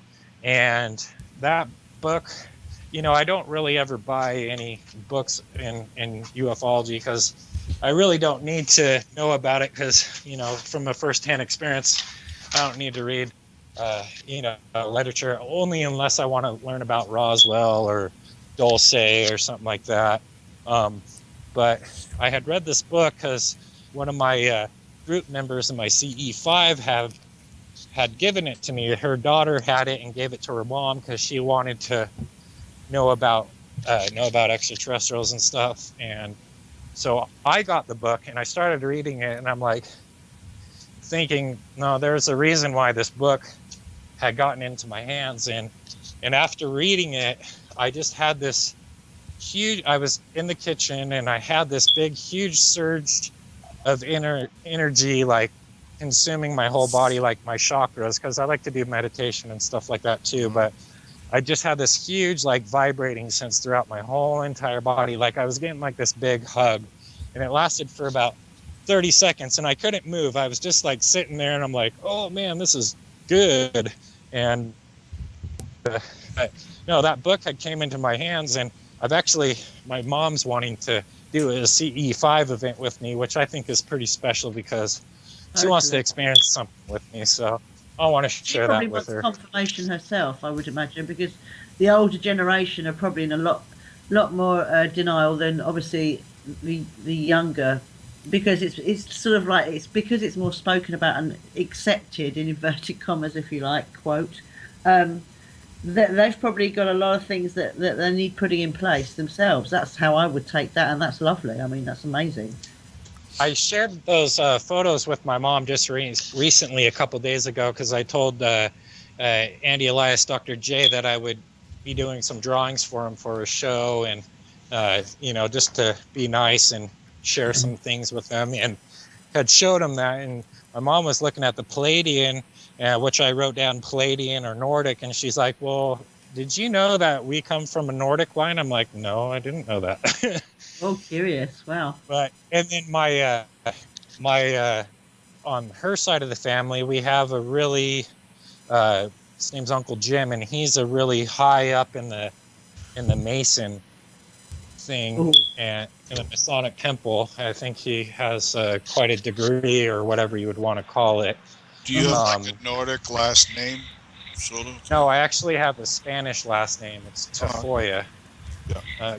I'm a Heinz 57. I'm a mix of everything. Mishmash, yeah, Heinz 57. But yeah, so she had told me about that, and come to find out, my mom's father was in the military, and then he worked. I don't know if you're familiar with who ATK is. They build the rockets for the space program and stuff. Yeah, know the name. Well, he used to work for ATK, and he had an accident on the job, and he got crushed by something that was on a crane. But maybe that has some. I'm thinking it's from my mom's side of the family, because they, lived in North Carolina. So a lot of them still do, but a lot of them, from the books that my mom's told me, is they used to do a lot of stuff with like medicine and stuff like that. Maybe like kind of witchcraft stuff. Maybe I don't know. Who knows? But I get stories from her every now and then about that. But I think it's along the lines of a family, and that's what really happens with a lot of people is that have these contact experiences. It usually falls down the line in a family member. Ex-lady Kathy brings up a great point. Yep. You would be the perfect guest on Starborn Support. Absolutely perfect. They would love to have you on. Bill, you think you could give them contact? I can definitely make that happen. Yeah. Bill, bring it out. Just get in contact with Michael Melton, the host. Yeah, anybody who wants to know my story, I'm more than happy to share it. I don't really want any publicity or anything from it. I just want to share my experiences. I believe they're to share. What day does Halloween fall on this year? The 31st is on a Monday, I think. No idea without looking. I think Sunday the 30th we're open Halloween Eve. If you want to come out with Jamie nice. and I. Yeah, that'd be perfect. I can do pretty much any time except for the 23rd of August. I'm going in for some back surgery. Okay. Got a herniated disc, so I know the other feeling. Than that, I know the feeling. Unfortunately, I think it's the lack of overactive ego that I hear in your voice that you don't have. That's what I like, and most of what you say is I can tell you're recalling from memory. You're not. This isn't a script or something with you. You know, it's just so obvious. No. I mean, if you hear my story, it's going to be the same all the time. I don't read a script. One thing that, and it's hard for me to read a script anyway. I have a really big, severe case of dyslexia, so I might think a little bit differently from a lot of people and see things differently too. But yeah, dyslexia runs in my family, so I'm not the best at reading it. The letters get all jumbled up sometimes. Yeah. But, yeah. One of the things your story reminded me of with the when you were discussing your education is Dan Romanek.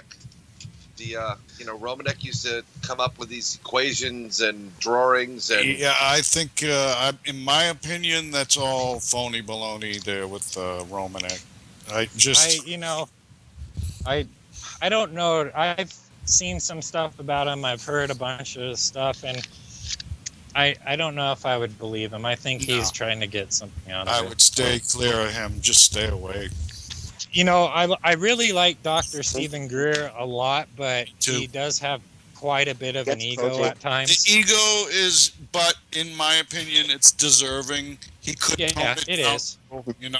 It is. And just don't go by all these people that just choose to hate him. It's all it is they can't stand someone else with an ego. That's all it is. I really think he's doing a good thing, and for anybody to tackle that type of profession and give up your medical career to pursue this most important thing, that goes with my my quote: "Cause without purpose leads to results that won't make a difference." You know what I mean? So, I'd really like to get in contact with him. I wish I could, because I'd like to invite him out here to Utah and do a CE5. Nathan, I can hook you up. I'm very close with Lisa and Stan, so I can do that for you. Oh, that'd be awesome. It's weird because I had this dream, and I was supposed to meet him. And it's weird. I didn't know about him until a couple years ago, and saw one of his videos. I'm like, that's the guy in my dream. And excellent. And so it's kind of weird. I mean, it would be off-puttish. It would almost sound kind of narcissistic, or kind of like a stalker type deal. But there was a reason why he kind of encountered my dream. And I'm like, that guy I need to get in contact with. Yeah. Well, Lisa is your point of contact. I'll hook you up with Lisa. Obviously, because of everything that's going on, Stan's actually not allowed online in any way, shape, or form at the moment. It's awful. But Lisa is the one to reach out to. I will hook up with you off chat, obviously, and connect you. And she'll be happy to hook you up directly with obviously the whole family. So yeah, I can do that. I've tried to reach out to some people like Carrie Cassidy from Project Camelot. Waste of time. Yeah, she didn't ever call me back. Miriam Delicato, which is a contactee. No, waste of time. She hasn't contacted me. I mean, I've been trying to reach out to some people, and the only people that really have, the open arms have been you guys, Andy, Blake Cousins at Third Fate is a myth. Waste of time. I hate them. I was gonna say I hate them. I do not affiliate with them in any way. They actually gave me the first opportunity to tell one of my experiences on the show, so I'll give them that much credit. But other than that, you could drop dozens of other names, and I could tell you just waste of time. There's very few people that you really want to deal with in this. Name one, Eric. Name some then, Eric. Name someone? Yeah. I don't want to insult people. Yeah, good job, Eric. I mean, I do. I won't hold back. I do, but I just Take the fifth. My client does not have to answer those questions. You know, I really want to share information with people that have the, you know, the right mindset, and they're not out to just gain financials and stuff like that. It's very important to learn and really listen closely, and just realize in these fields, in this field, in this field, just remember that like a high percentage, 70, 80, 90% of the people that you encounter are just not all there. They don't know what they're doing, and they're, you know, a lot of liars, a lot of people exaggerating. There's a very small percentage of people that you actually need to connect with. I agree with you. I mean, I'm a really good judge of character, and I can already tell from not meeting you in person that you guys are genuine. So, you know, with Blake Cousins, I've lost that relationship a long time ago. I gave him the one shot, and that was it. Yep. And, you know, he's just out for the money side of things, and plus he doesn't know doesn't know jack about the subject matter and either. Yeah. So. Yeah. Agreed. But, you know, it's one of those things, you know, I hate to hear when people make up false stories and stuff, because all you're doing is just misleading people that really want to know the truth, or that have experienced something and they don't have any type of resource to be able to communicate with someone, because either one, they're afraid of getting ridiculed, or one, they just really can't trust anybody to.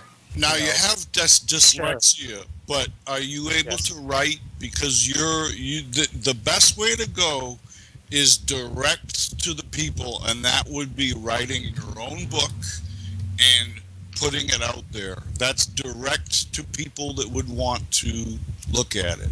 Are you able to write it all? Yeah. I've actually written and illustrated a children's book already.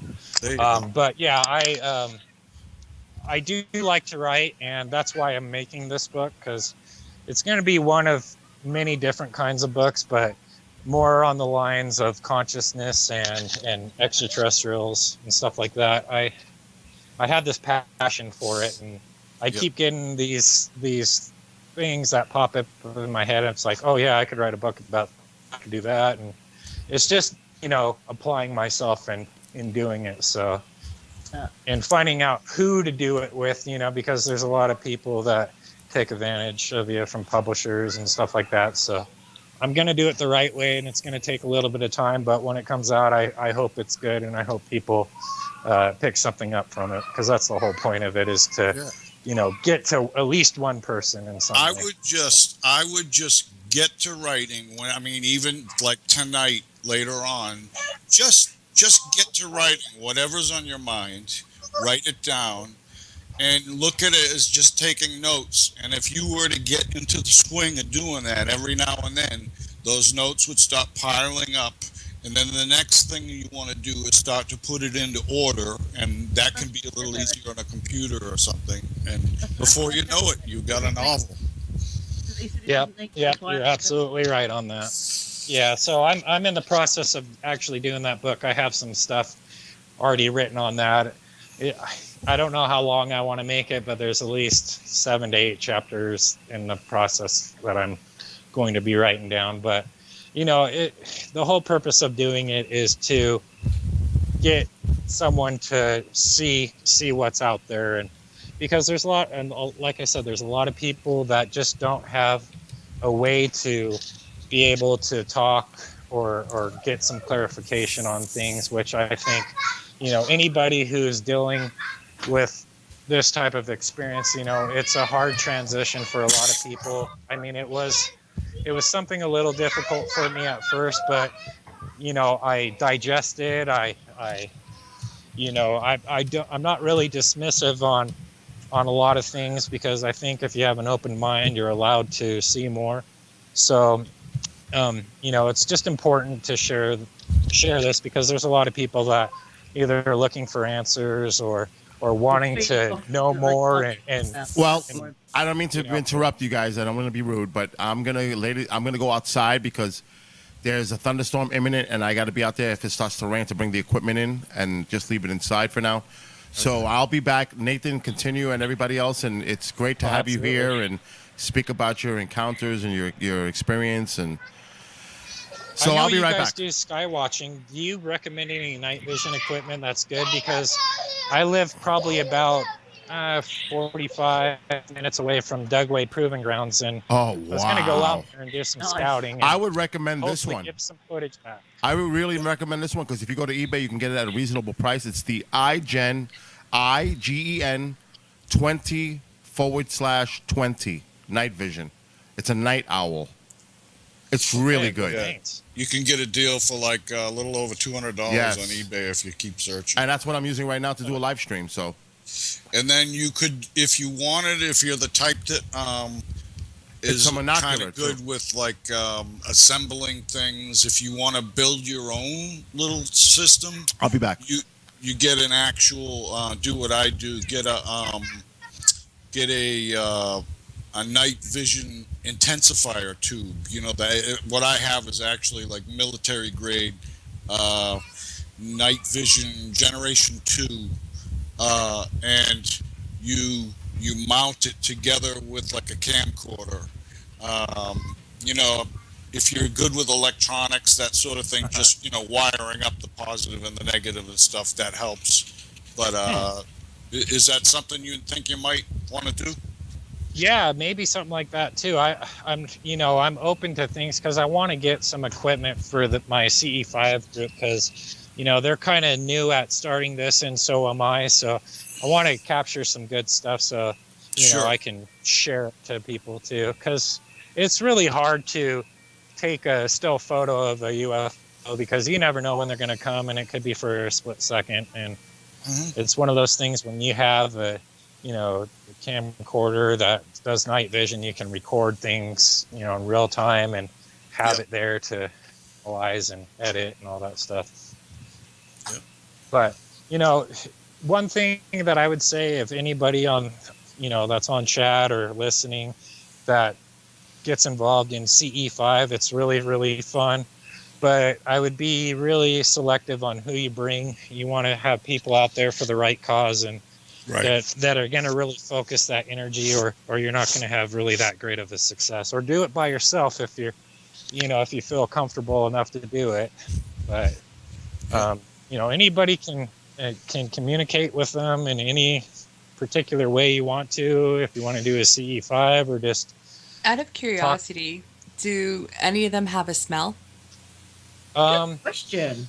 You know, I haven't really noticed any distinctive smell or anything that I can recall, but you know, it's kind of weird that you mentioned that, because sometimes around certain, I don't know if it's certain people or maybe I'm just in an area, but I get a really strong peppery smell at times, like super peppery.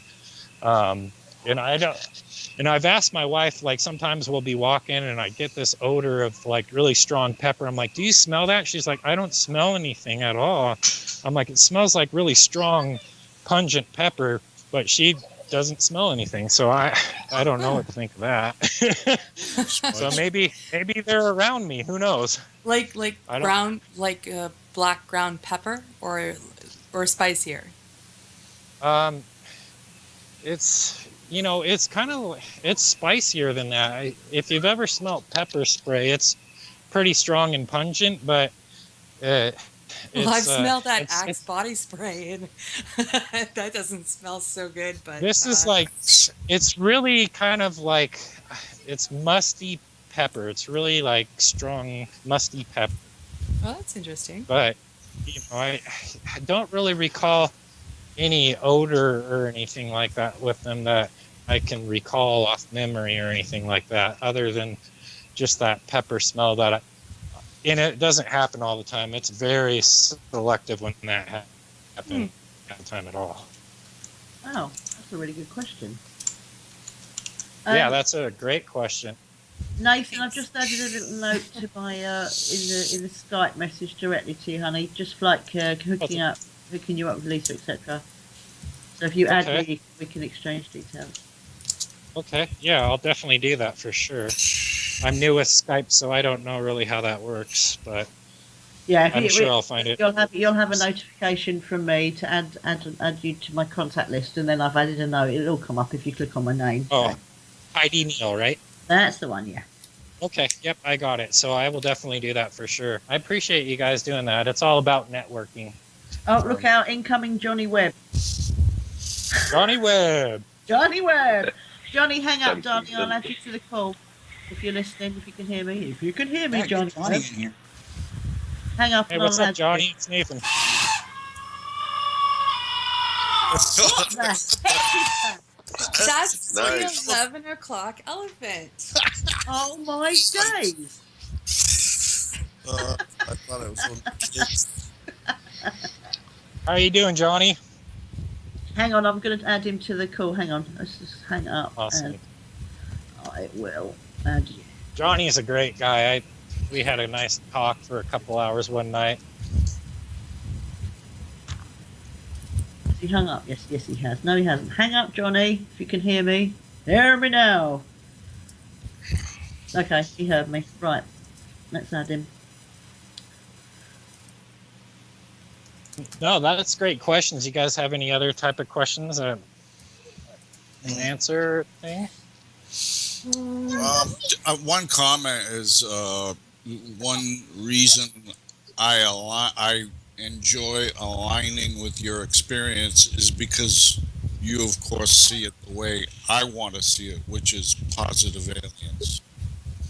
That means a lot to me.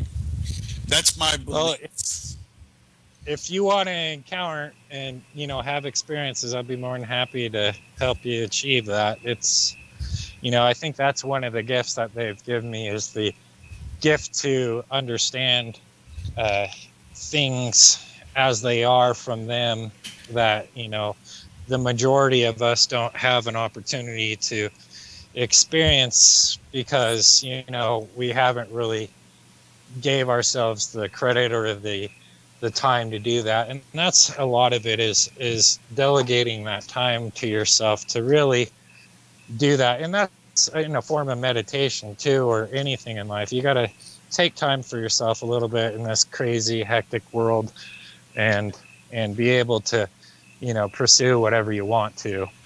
We have Johnny. Hello, Johnny. Are you with us? Oh, Johnny. Every few years, I suppose, I'll actually sit in bed or something and actually think that I'm going to try and meditate. But this high inner energy in me and my mind sort of cluttered, it just feels completely impossible, completely inaccessible to me. So a quick little That's... shout out here to Jean, who's sitting next to Jello. Hello. Come join us. That's funny that you mentioned that. It took me a while to practice that as well because I would get all these thoughts and other things. Do you feel a high energy inside you? Oh yeah, absolutely. Because I hear it like in your voice, and I can identify. I think we're similar like that. Yeah, I do. And sorry if I come over energetic when I talk. Sometimes it's just I'm not really accustomed to doing it with. No, you don't. It's just a subtle thing that I pick up on. Oh, thanks. Yeah, I just have a really good outlook on life. I am one of the people that always look with the half glass full, I guess you would say. Mm-hmm. I don't think there's any limitations to anybody. The only limitation is yourself, and you kind of have to do things. You have to be a man of action, not just words at times, or a woman of action instead of words. Words help too, but you have to kind of kick yourself in the butt and say, you know what, get yourself together. You can do this, or whatnot. Okay, we have another description here. Sound check, over. London calling. Have you seen a very tall, whitish, London very calling. light gray, calm, slow movement? Okay, so Is that a question for? I do believe they it's a have- question for you. If you have seen a very tall, whitish, very light gray alien with calm, slow movement.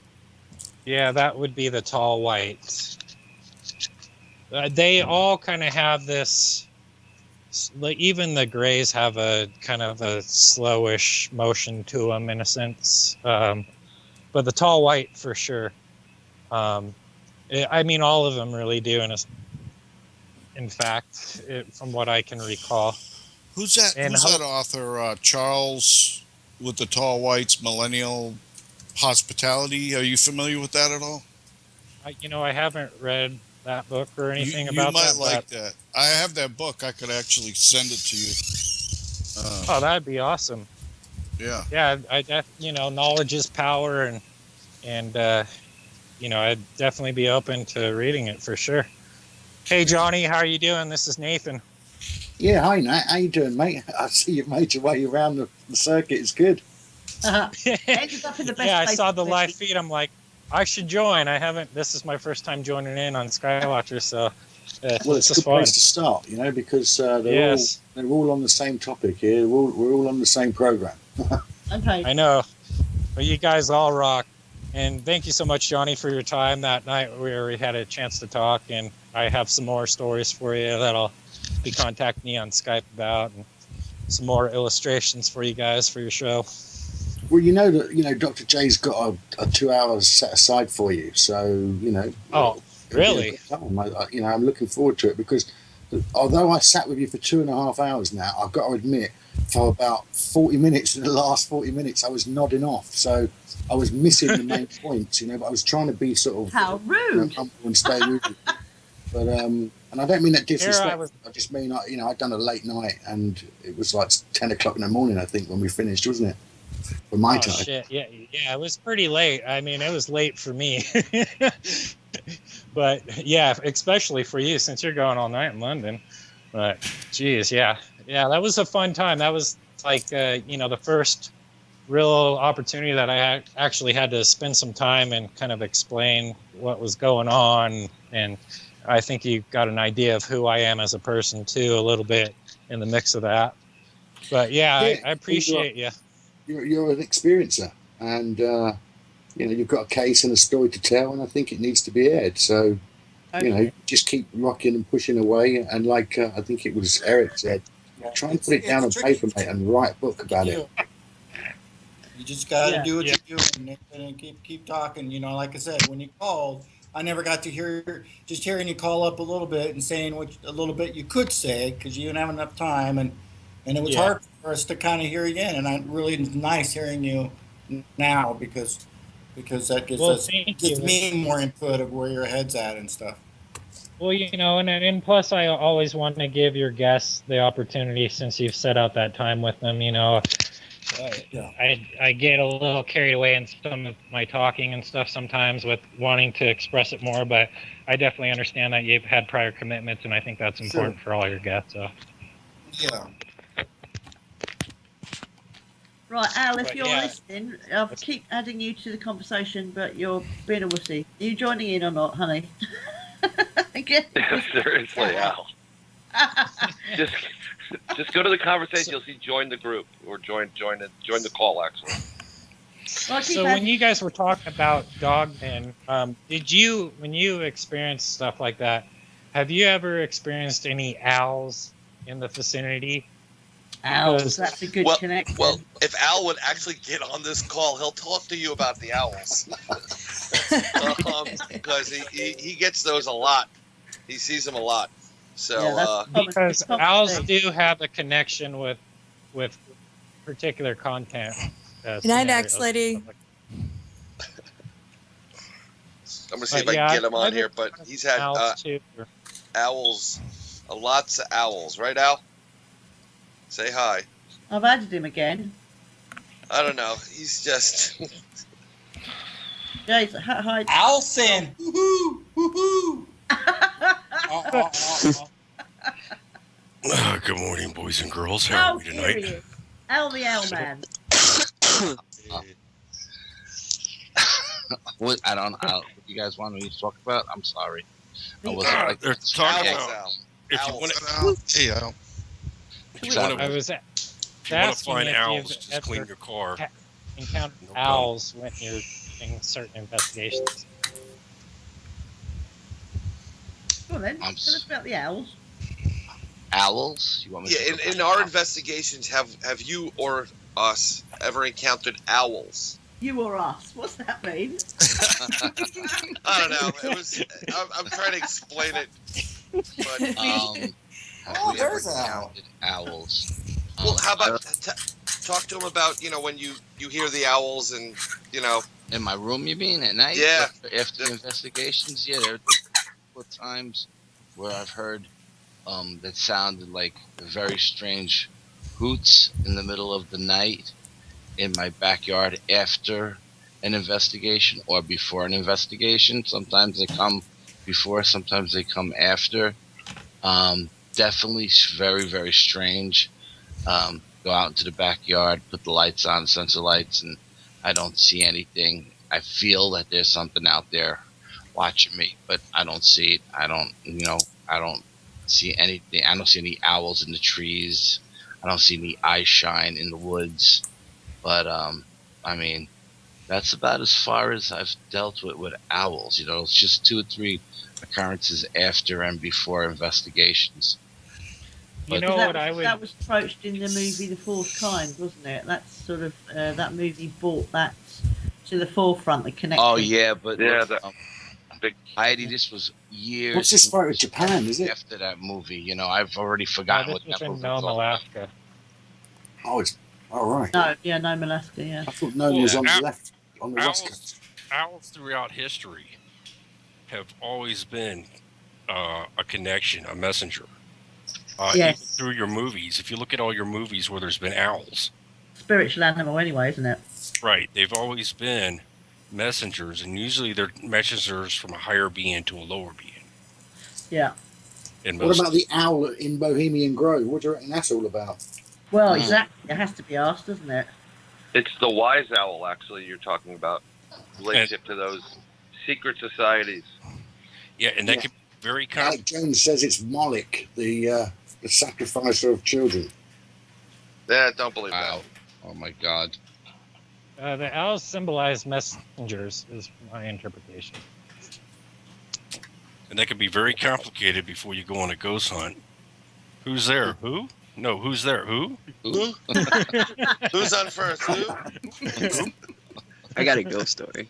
They're messengers because the old saying, the wise owl. They have a lot more information that you need to know or they want to give to you. So they're looked up to as that messenger. That's how the messenger is and why they're called the wise owl. Well, it's usually not the owl that's wise. It's the message that's given to the owl that's taking place. The reason why it's wise is because the owl is considered as a hunter. It's a night hunter, and it's able to usually find its prey or its target, being that's a target to deliver a message or a target in general. Back in the day, you got to understand they didn't have internet, phones, or anything like that. So they came up with their own mysterious ways and folktale on different mystic powers of animals. So they just study how the owl went and came up with the legends that go with it. So an owl is a predator drone. No, an owl is something that at nighttime can track you down. It's a predator of night. Cool. I think they're beautiful. I think so too. No word, no doubt about that. Yes, I'm a bit partial to a barn owl. Bit partial to a barn owl? I don't know what to say to that. What is that? I don't think basket of chips or what? Because you scared me from opening the door. Yeah, the only problem is they really don't taste that good. Yeah, come on. Doesn't taste like chicken then. No. That sounded like a very knowledgeable answer. I daren't ask. Oh, I'm only saying that because we went, took a group to a field trip up in PA, and they had a couple of owls. All of them were injured, so they're kept in captivity.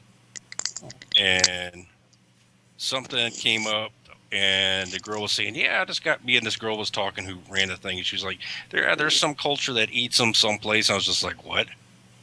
It's like, okay, apparently they don't taste good. Rubbery. Stop. Yeah, well, hey, I'm full of useless knowledge. My wife would tell you I'm full of something else, but hey. That was safe. I miss you, Jade. I miss you, man. What's up there, Albert? How you I miss you. How you doing? I'm alive. Good. Yeah, me too. Alive and kicking. Oh, it's been clear here, man. I saw every time I go outside the tinkle of my neighbor's swimming pool, I see about 3 or 4 asteroids flying by. Oh man. Yeah, my poor neighbor thinks his backyard is haunted by something. Little does he know it's me in a ninja outfit running around back there. Oh God, I can't. Right, while we've got a pause in the subject, Isaac said earlier, you're still with us, Isaac? I can see you in thingy. You are. You've got a tale, haven't you? A sort of a spooky tale to tell us. Go ahead. The mic's yours. Okay, well, Speak up a bit, like, quiet, honey. Huh? Am I Speak fine? up a bit quiet. It's good? That's better. Better. Much. Well, when I was, maybe about 2 years ago, I was staying with my dad's, and, I was spending the night I was spending the night there with my middle brother. I have two brothers. Older one, it's like I think in his 20s right now, and I got one that's in I think 18 at the moment.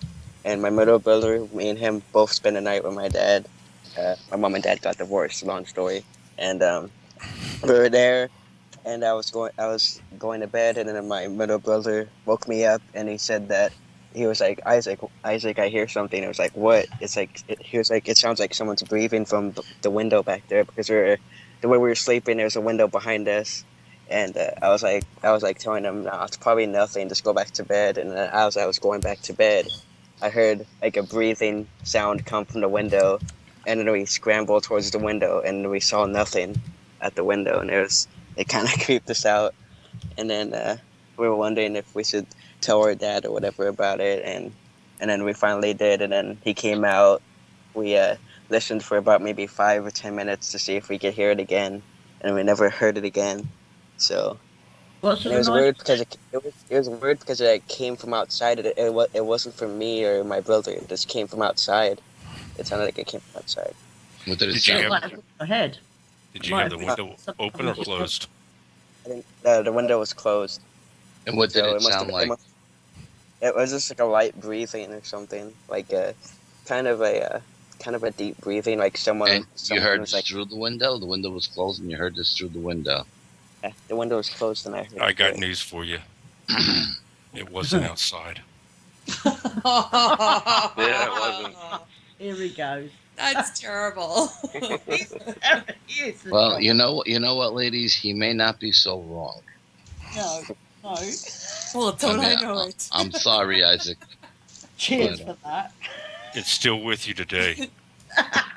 You're such a fucker. Yeah. It's just waiting. It was like so weird though. We didn't like it just came from the window, like, and then when we rushed towards the window and we saw nothing, like no one there. I think I actually heard like an ambulance or something in the distance, but I like ignored it. It was like far away. But that was it. Really. Did anybody wake up the next day with any injuries? No, but I asked my middle brother about it, and he says like he doesn't want to talk about it or whatever. So I have no idea if he saw something different than I did, because I hit that window before I did. So I have no idea what. Did you or your younger brother have any nightmares that night? I don't believe so. I don't really have any dreams when I go to bed. If I do, it's mostly good. Okay. But when I talked to him about it, he just like didn't want to talk about it. So. Are you still in the house or? No, he moved to my dad moved to a different house, so yeah, we don't have to hear that anymore. And I was like, the only time it actually happened too. Can I ask you what time? I'm sorry, Jade. What time in the morning did you hear this? He woke me up at probably around maybe 2:30 or 3, around that age. Oh. There Well, Yeah. the Magic magic number. You're out of that house anyway. Yeah. Yeah, just be thankful. What? Okay, here. I got a question. Why does everybody keep saying that's the magic number? I hear personally, I can find ghosts or sense whatever you want to call it at any given time, not just 2 or 3. I find that to be a myth. I find that's actually quite like common. Yeah. I don't find Very it to be a myth, but I agree with what you said, Jade. But I don't find it to be a myth. Yeah. Really? A magic Honest- number of what's this now? It's the anti-something, or it's the. I heard it was like I the forgot. devil's number or something Well, like that. the number would be 3 if there was a number. But Yeah. Time. oh, speaking of which, Lorraine, Yeah. you haven't done that yet. No, I haven't. I'm waiting till the 9th month for the 9th day. Okay, that's what I was wondering. I kept waiting for it, and I haven't felt it yet. Never mind. I figured, it's 1 more month, really. Okay, not a problem.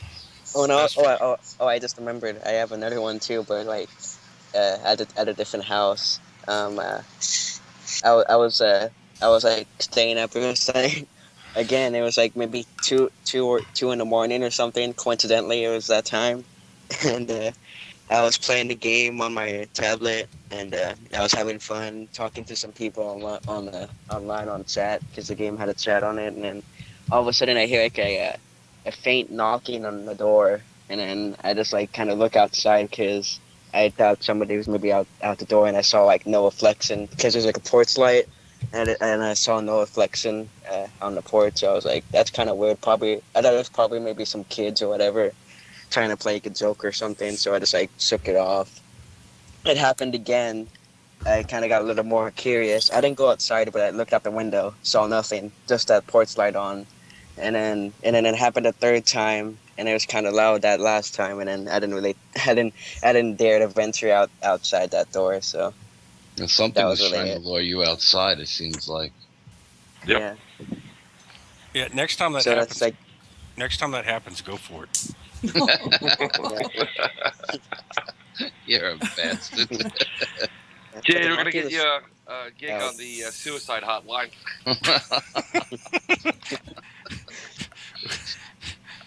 But that's really and I also have a UFO story from my grandmother. I don't know if you want to hear it. Oh, Sure. yes, please. Sure.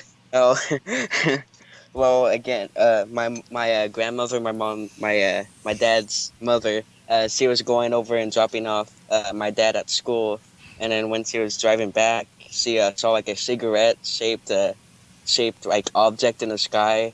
I believe she said it was fairly big, and like she just saw it there moving around, and then she said it moved down towards the school, like it was about to like land or something over there. Then I think she said it came back up or something, and then like moved. I forgot if she said left or right, something like that. And then she said that like she turned away because like the light was green and she had to go. And then when she turned back, it wasn't there anymore. Where was this at? Where was this location? It was at a school. I forgot what. Yeah, I think it was what town, city, country? Where Corpus Christi, Texas. Okay. Oh, I love Corpus Christi. I think it was at Baker Middle School, I believe. I don't remember. I think it was Question Baker. for you: is your grandmother still around? Yes, he is. Have her, please, and trust me, you're going to wish this. I wish I'd done this with my grandmother's stories.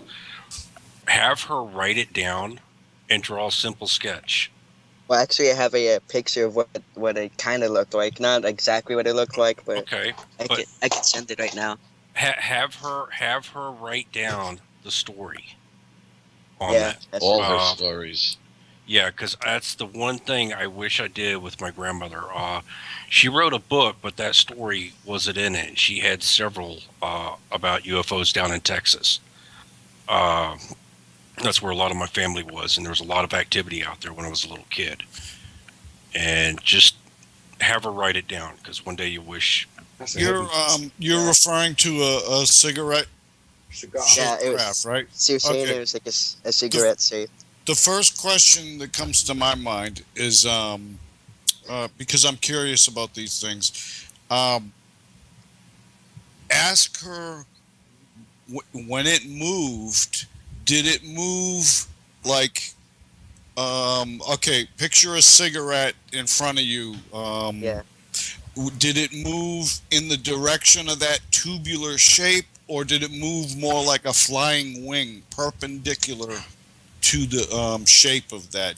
Does that make sense? Yeah, it makes sense. That's Yeah. a good question for her, is how it moved. Did it move like a flying wing, or did it move in the direction of that tube? Oh, yeah, that's a great question right there. Yes, I should definitely tell her that next time I see her. I asked that because there's a really cool video that was submitted to MUFON a while back that I never got any answers on, and it was moving.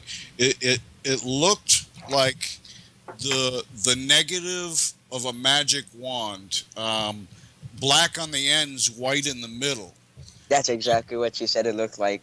You're Really? like right on point. Yeah, she was saying like it was like black and like a whitish color, and pretty much almost exactly what you described right now. That's Oh, what she said it looked like. do you want to see that Was video I'm talking about? Was it Sure, in motion? give me the Did link. it stand still? It'd probably take me a couple minutes to find it, but you really ought to look at it. Yeah, that's fine. All right, let me see if I can find it. Do that in the background. That picture that you've just put up there of that wand or cigar, was that in motion or was that standstill? That looked like it. Well, I found a picture of like what it kind of looked like, not the color, but like what the shape of it was, and I just put it on there, and I have no idea how it moved. I think she said it kind of like, don't quote me on this, but I believe she said it kind of like levitated or something, or like slowly moved over to like an area. I don't quite remember. It's been a long time since she's told me this, like maybe 2 years or so.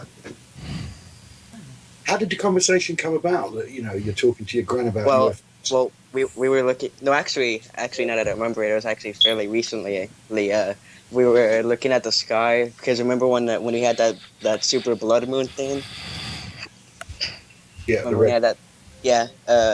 We were like staring at it, and she like I was like, I forgot what I was saying, and then she was like, "Oh, that reminds me of something," and then she told the story, and yeah. But yeah, that's really how it came about. We're just like looking at the stars and yeah, and then watching the moon. Where's Bill gone? Bill, talk to your people. Out the camera. Bill's probably Bill. still breathing from last night. Bill, join the group. It's okay. We'll work out the problem. It's Bill in the closet again. Come on, Bill. Come on, Dr. Evil. Yeah, Give by me the way, a speech. my Skype went out on me last night. I don't know why. It was a freaky night last night. We had some freaky stuff going on. Yeah. Oh, yeah. Stuff going on. This military plane came across and then everything shut down and nobody could call anybody back and everything was malfunctioning. It was very strange. Very, very strange. I actually wait. Now thinking about UFOs and whatever, I think I actually have a story myself. I forgot when it was. I think it was like maybe 2 years ago, or I would say. No, maybe three. Probably three. There's a super ATV over here, and me and my mom, I forgot if we were coming back from it or going to it, and we were stuck in traffic because it was kind of a busy day, and we were there, and I saw like it's kind of hard to describe it. It was like a disc-shaped object, a black, like it was solid black, and it was moving slowly in the air. I didn't really get a good look at it. I didn't have my tablet at that time, so I didn't get a good look at it. But it was like just there, sitting there, and it was like slowly moving to the right, and then the light turned green, and then we moved, and I think I kind of saw it one more time, and like just still there, stationary, and then when I looked back, it was gone. But it was really, really hard to tell what it looked like though, because it was at such a far distance and so small. How close are you to an Air Force base? Probably maybe 2 miles or so. 2 miles. Yeah, Oh, I would say wow. so. There's a lot of Air Force bases in Texas. Because Yeah, when I had a house, we lived very close to like an Air Force base, maybe like within like I would say maybe within 500 yards or so, and then we moved away, and I would say maybe probably 2 or 3 miles away from it. Are you in an apartment now? Yeah.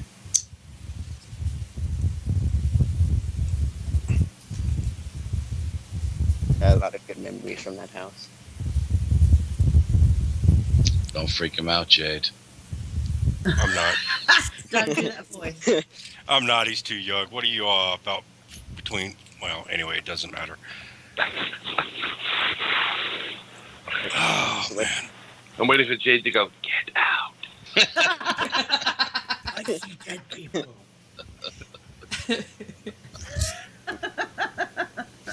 But now I realize I get to a lot of stories. I didn't know I had that many stories until I thought about it for like a long time. I didn't realize I had so many. A lot of people not ones myself, but like ones from like family members and yeah. Yeah, a lot of people don't realize just how many stories they really have. I've gotten into the habit recently where I just start writing all my stuff down. Are you kidding? Some of your stuff is like totally unforgettable. It haunts my nightmares. Oh, I found out Jade's something. got good stuff. I figured this out. If you are being haunted, take your doors off the hinges. What?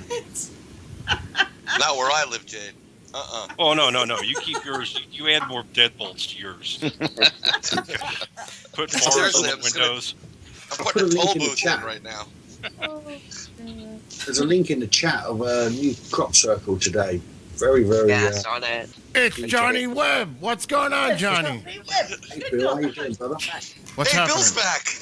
Oh man! Bill woke up from the nap. I came out of the closet. But check out these hieroglyphs on this crop circle. It's almost like it looks like something out of what do they call it? A horoscope, you know? Oh wow, that's epic! When you look at the symbols, you know, are they alien? Can we compare them with, say, the Roswell I-beam or, you know, something on Rendlesham? Oh, that I gotta that's check it out. very I see a pizza delivery order.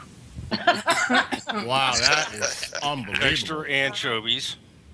You just lost me, Jade. That's a message. That's an owl message. I mean, a chicken sandwich. Wow, that is just incredible. That is. That's amazing. It's beautiful. Looks like actually. it looks like the Aztec calendar almost. Them guys must have been up all night doing that.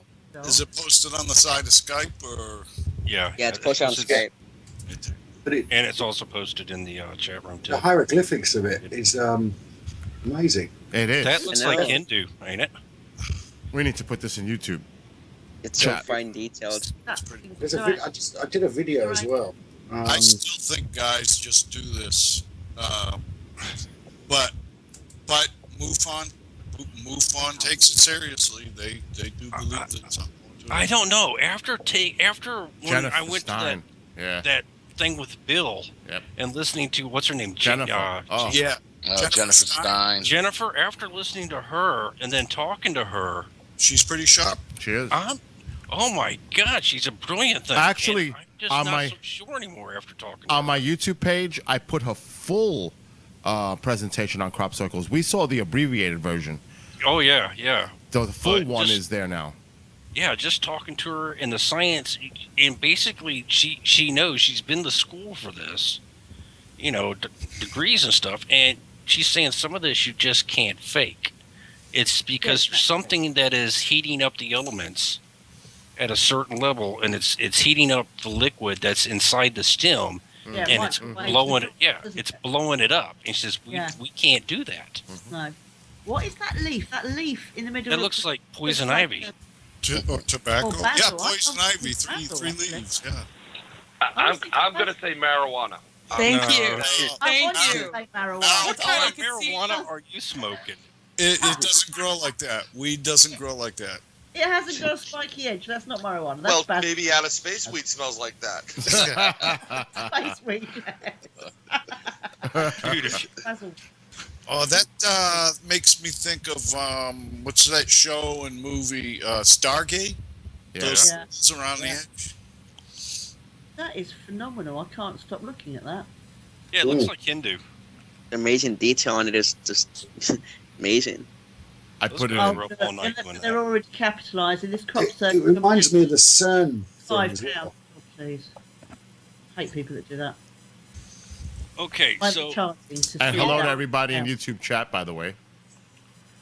we all heard about the owls that everybody sees. What if you're seeing elephants? Pink. Or the white ones. I see a lot of them. Watch Tim. What was that? What's that? It's an elephant clock again. Oh, that's Lorraine's clock. No. Storm Chaser. I actually uploaded the video to YouTube for you, and I just put the link in there. On Skype? Yeah, it's Yeah. and anyone else. okay. I think it's one of the most fantastic UFO videos I've ever seen. But I don't think I've gotten one person on board with that. Not one person. I tell I you was what, looking at my photos. that one Keith has I'm just- recently was interesting. That's the one you were talking about today, Bri? Yeah, Wow. Yeah, Yeah. that was a great video. That was it. Some people are saying, "Oh, it may be bugs on the lens." I'm like, no. You know what that looks like? No. That looks like a drone with something hanging off of it. Yeah, I'm just watching it now. It does actually. Yeah, that's a It might be one of those delivery ones because they are testing delivery service with drones, aren't they, at the moment? There was a car crash today where a woman was delivering drugs with a drone to Wandsworth Prison. Oh in my London. God! And they That's chased her down the motorway, and she crashed and died. Wow. On Amish Mafia, on the show Amish Mafia, a kid was delivering weed by way of pigeon. Nice. But the, You know, but the if bird kept they- going round in circles. If they can get drones to deliver stuff in prison, how come They've been trying. How come I just can't get a drone to take me out of prison? Yeah. I mean, let's go that route. Oh, you guys do know I'm calling from prison, right? I'm in Silver. No, I'm joking. Can't be that bad in there then. Man and wife. Yeah, you should hear the ghost in here. Well, my wife heard it again last night. No, not last night. I'm sorry, the night before last. She woke up. Oh God, there's that number again. 3. Why would I say that? About 3 o'clock, she went to the latrine. That's the bathroom for people that don't know it. And she heard the cats. Our cats passed. We had to put them down a long time ago, about 5 years now. Wow. And she heard the cats. Usually we see them. When we hear them, it's them running. It's not them it's not noise from their vocal cords. But she actually heard one of them purring in the third room they hang out in as she passed by it last night, which kind of got me a little freaked out about it. I've been in there twice now trying to see if I can fill anything out. And just can't fill them out. I can hear them from time to time myself playing in the hallways. And every now and then I'll see them darting around. But I cannot fill them, which is driving me crazy. That's strange. Sounds like I'm in a wind tunnel. Yeah, absolutely. Me again? It is hot though, boy. 100. It felt like 105 here today. Wow. Well, hey, I got a question. If you're hearing owls, have you tried putting up a bird feeder? Yeah, I have a bird feeder. So do I. I've never seen an owl at the bird feeder. You gotta try putting a camera on it one night. They're nocturnal, yeah. Brian's been trying to get me to put cameras on the back of my house for the longest time. Yeah, I just don't really want to see, man. You know, I got to be honest with you. Because Wow, if that's you got amazing UFO footage. if you got mice or anything that's coming up there, that's what the owls are going to be looking for. Is the stuff that's on the ground. I guess other birds are afraid of owls because I noticed at this car dealership the other day, on the top of their light poles, they have a fake owl on there, probably to keep birds from landing there.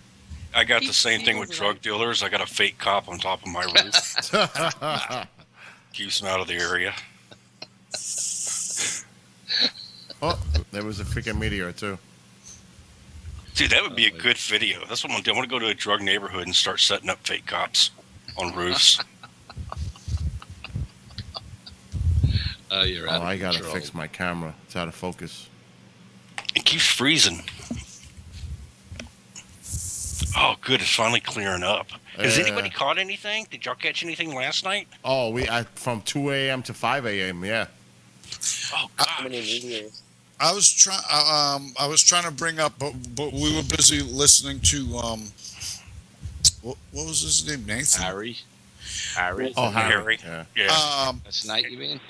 No, today. Nathan. A little earlier, what I saw was it looked like it had to have been a meteor because it was going really fast.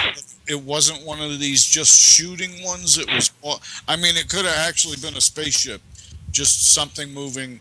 You know, it's slower but real steady across the screen. I'll tell you what about Harry from last night. Very passionate about what he's doing. Yes, definitely. Very passionate. No doubt about that. Oh, I got to go outside. I got to focus the camera better. I could see it's blurry. The stars. Harry's probably listening. By the way. I'll be back. All right. Yeah, Harry's probably listening actually because he's just this is gonna be fun too. Wow. like my link. So Harry, if you're here, hello, darling. Yeah, very knowledgeable. Does he still have that museum out there? Did he talk about the museum? No, I don't think so. No. Didn't he have a museum at one time out there? Yeah, he was a curator. For a museum, Yes, yeah. right. He was a curator, right? Yeah. Yeah. Okay. He's a Hey, Brian, you got something going on in the background there. I do? Yeah, you got some kind of heavy breathing or something going on. Or you're cleaning. Oh my God. It's not Well, English, it's owl. Where I'm sitting right now is usually the last couple of weeks ago I was getting touched on my head, and there's no room really that much behind me. I'm near a window, so I just keep telling it to cut the crap and get the hell off me, unless you give me the lottery numbers. You know what? Now that you said that, Brian, I forgot. I got to give you those recordings from that day because every time you talked about that being touched, I got a woman's voice on the EVPs. Really? Yeah. Yeah, I gotta I take a should listen gave to it to you today. Forgot all about it. Yeah, the voice kept saying, "Take it off." Slowly. Where's your mommy? Put the air conditioner on.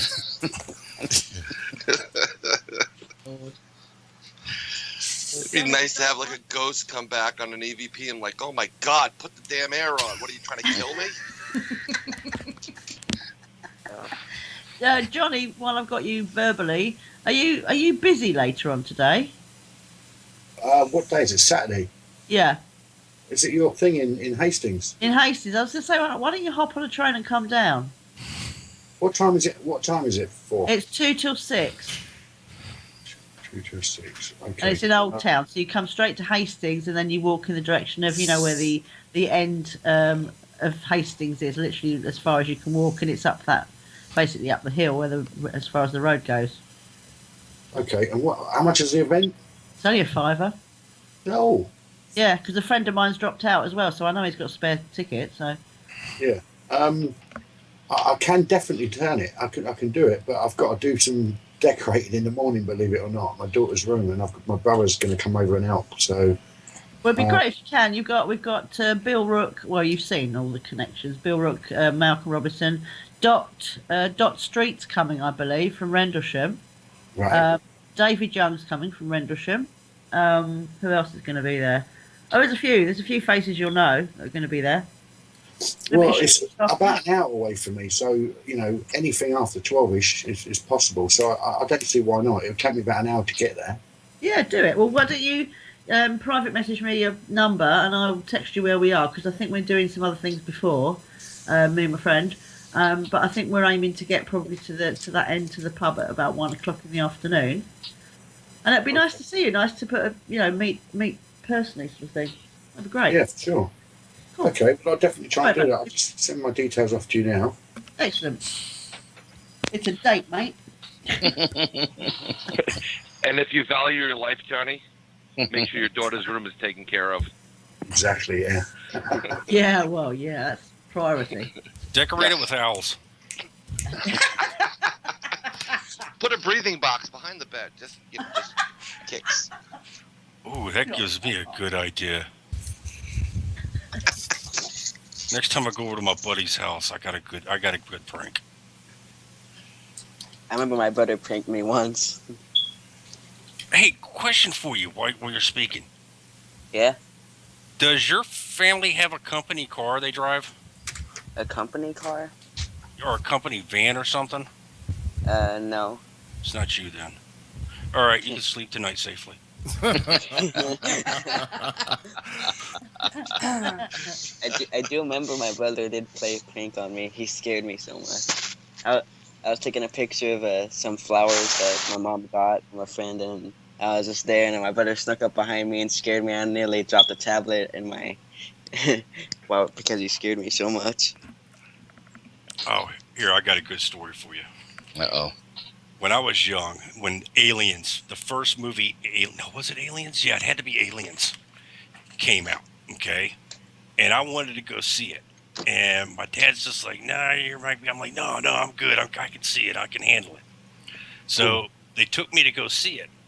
Well, when we came home, it was probably 12 o'clock at night. And we, like I said, we kind of lived, a little bit in the country, and we took the trash, kept it out back, and we hauled it, all the way out to the street on, I think Fridays they came by and picked it up.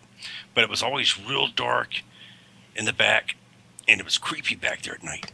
And so when we got back, it was late at night, and my father says, you got to go take all the trash from the house and take them out to the cans and back. And I'm like, what?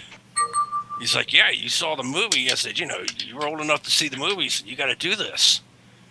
And so little did he know that I gathered all the trash, but I went out to the garage and I got this homemade sword made out of a mop handle, and I had this shield that I made. And so I was dragging the trash back there, and my poor mom jumped up from behind the camper and went boogie, boogie, boogie, and I beat her with a stick. Oh my god! Oh my god! My stepfather did nothing but laugh. He didn't see me sneak out. All you hear is my mom go boogie, boogie, boogie, and then you hear me screaming, and you hear her going, "Stop! It's me! Stop!" My stepfather was laughing his ass off. Poor mom comes in, cracked her over the head, cracked her with her hand. Oh God! I can visualize that right now. It's awesome. Don't you love visual images? They just far beat anything you can ever see on the screen. It's part of being my wacky dad self is every once in a while my wife loves when I do this. My girls will be playing in their room together like some kind of doll or whatever, and you can do this to anybody actually because it works on multiple levels.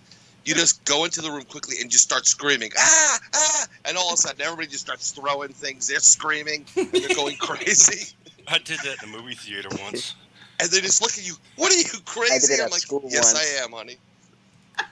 It's so much fun. My wife is on the floor when I do that. Yeah, I've done that in the school bus a couple of times. That's great on the school bus. I did it in the school bathroom once. What the hell?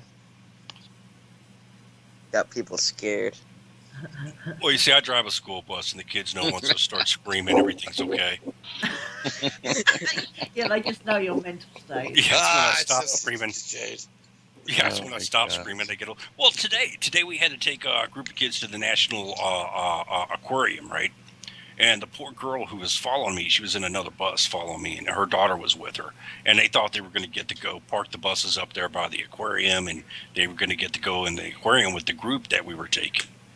And I'm like, that's not going to happen. She's like, what do you mean? I said, there's no parking in Baltimore City.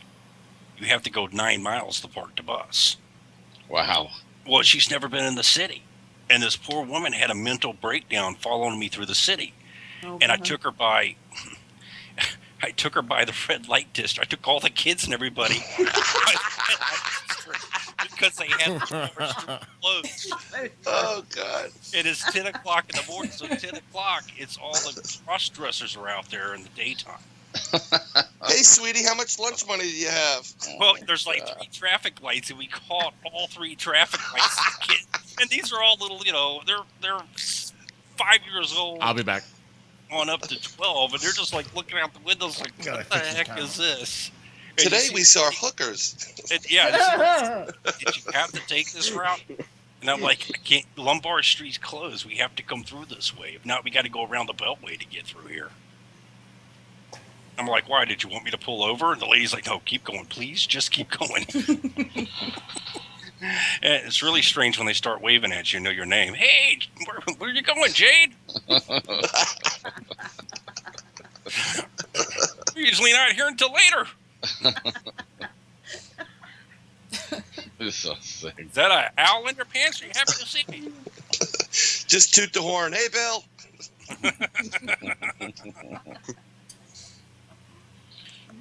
Well. Yeah. Uh-oh. Yeah, but the poor lady behind me was having a mental breakdown because of all the traffic. She's not used to driving a school bus in the middle of the city. It's great when people aren't used to being in the city or they live in the outskirts. They never travel in. I mean, I have a friend. I could literally take him a block away from the train terminal. He'd get lost. They're just clueless. Oh yeah, I used to drive. I drove a garbage truck a long time ago in the city, and I used to love it. I just stopped and they're like, "What are you doing?" I said, "I'm just stopping." Why? Just to piss people off. Yeah. So that's rush hour. We'll stay here for 2 minutes. Get out and pretend like you're looking for trash cans. When I was driving, I used to do that when people at tailgate.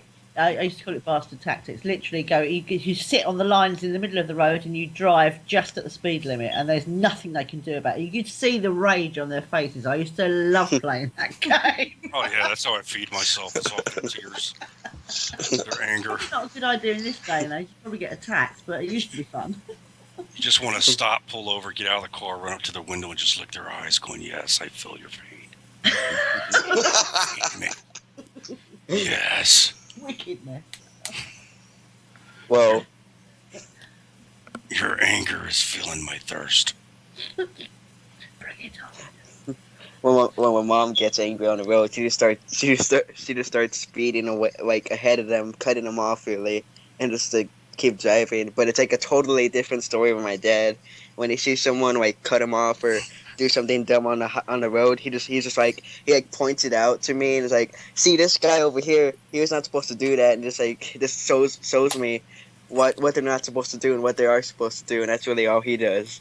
So well, that's actually good. I usually I do is I write down their tag number and stuff, and at night when they're asleep, I show up and at the foot of their bed and I explain it to them what they did.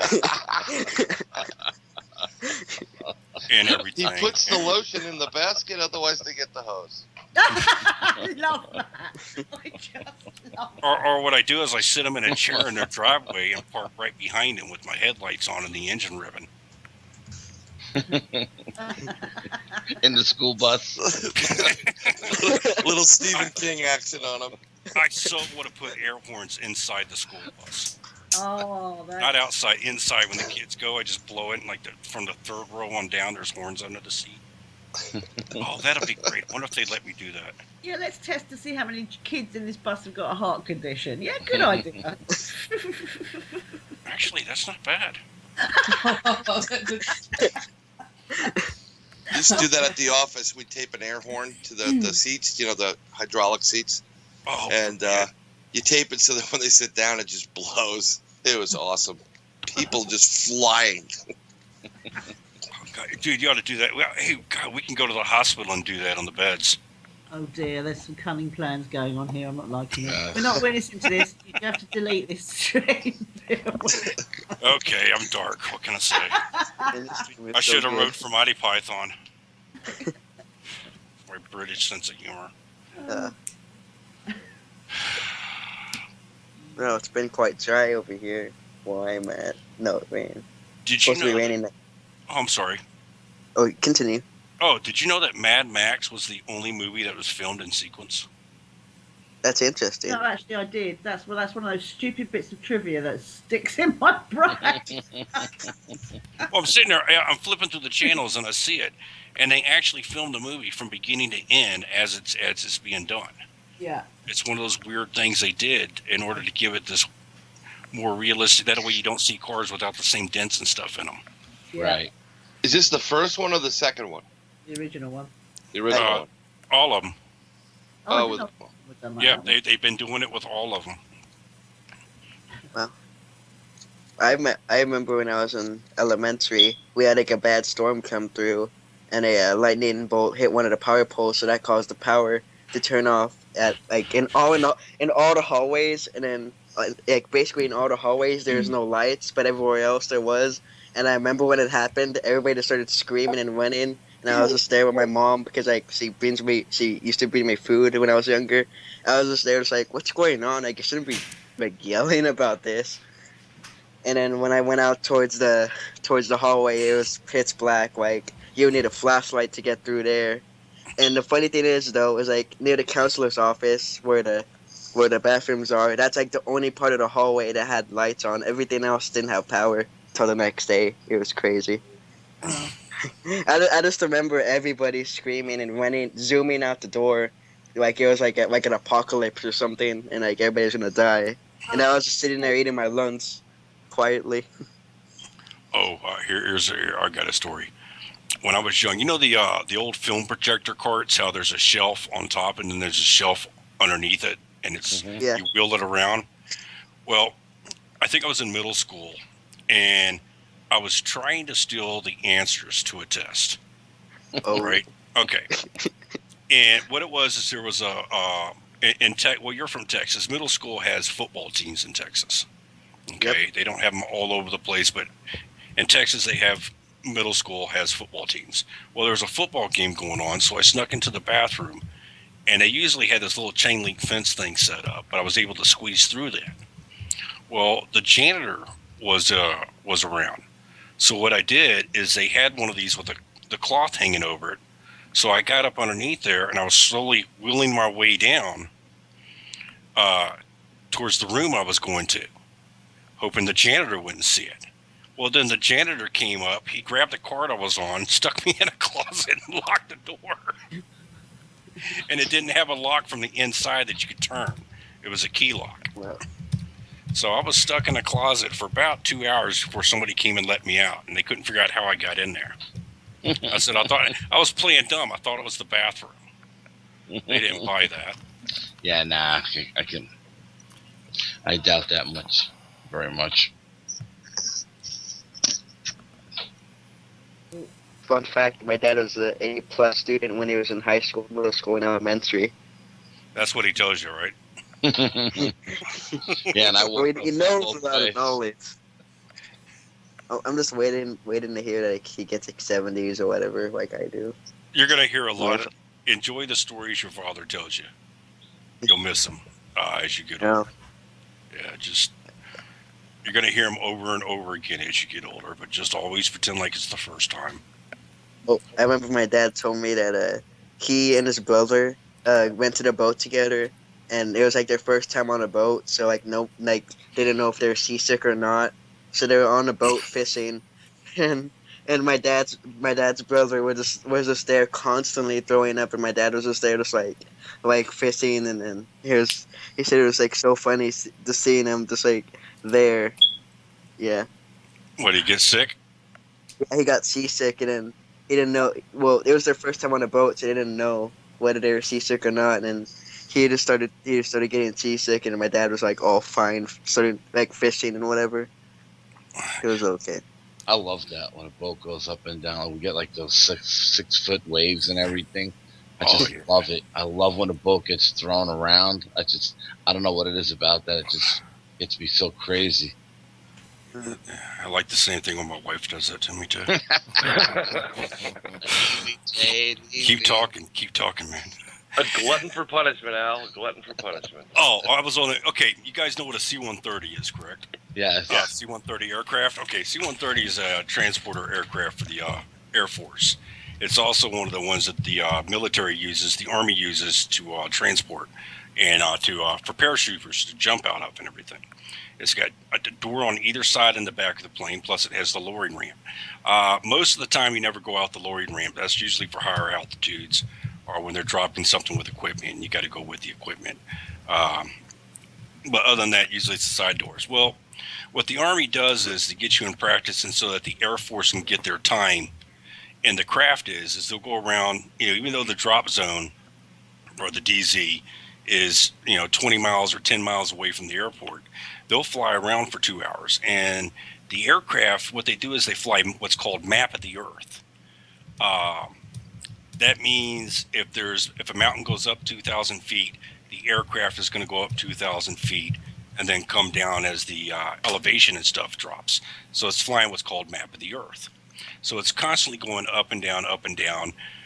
You're crammed in there. You got to remember, you got your rucksack sits on a static line connected, and it sits on your lap. You have your 1911 case, which is what your rifle goes in. That's usually on your right side. That's connected to a static hook that's connected to your rucksack, because as soon as you drop, once your chute deploys and everything, one of the last things you do is you got to drop your rucksack, and it hangs 15 feet or so below you, so you don't land with that thing on your legs. Now you got your reserve chute sits right on your chest, and then you have your parachute that sits on your back. And then on top of all this, you're crammed in, your legs are interlocked because the seats are facing each other, and it's a webbing seat that you're sitting on. So you're all packed in there, all crammed and everything. Well, if you're on a flight for 2 hours, and by the time you get your chute, you go through jump rehearsals and everything, it can be 8 hours before you jump out of a plane. Wow. Okay.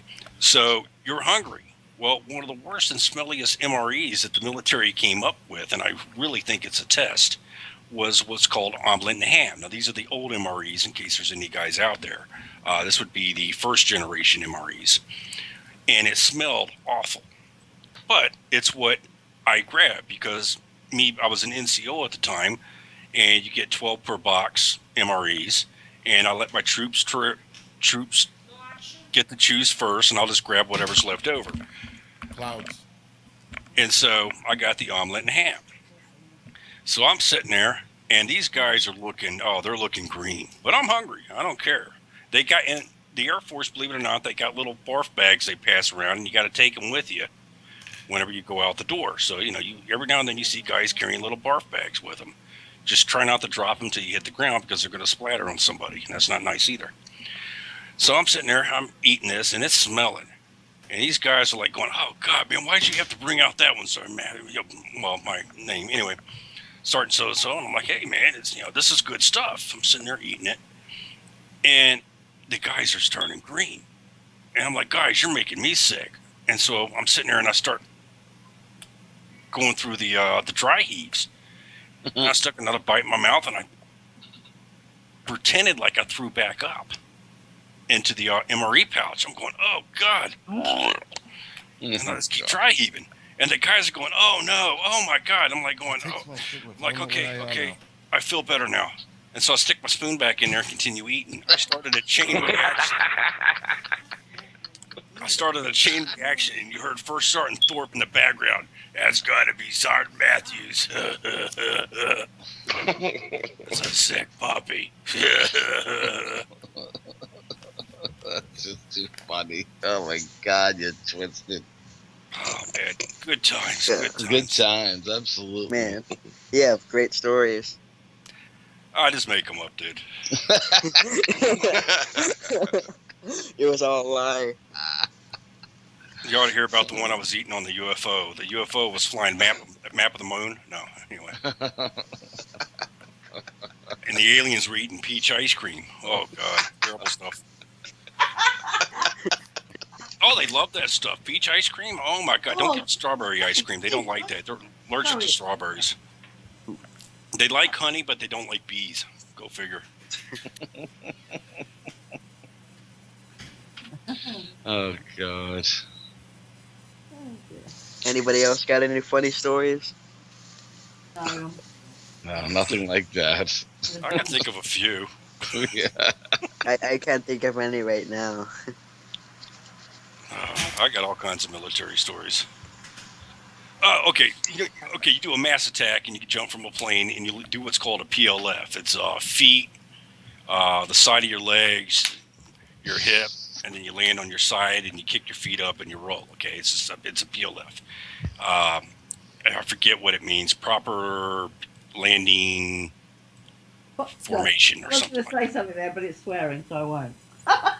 Okay, well, anyway, it's a mandatory thing, and we were doing a mass attack on the drop zone, and we were doing a rehearsal we had a bunch of Russians or something coming out the next day. So we're doing a mass attack, and a mass attack is literally like 1,500 to 2,000 people jumping out of planes. I mean, planes are just going by. The sky was filled. It was hoorah. I mean, you just couldn't help but feel the adrenaline and everything. And very rarely, usually with a military shoot, with a civilian shoot, you land around 15 miles an hour on average. With a military shoot, you land usually around 30 miles an hour on average, okay?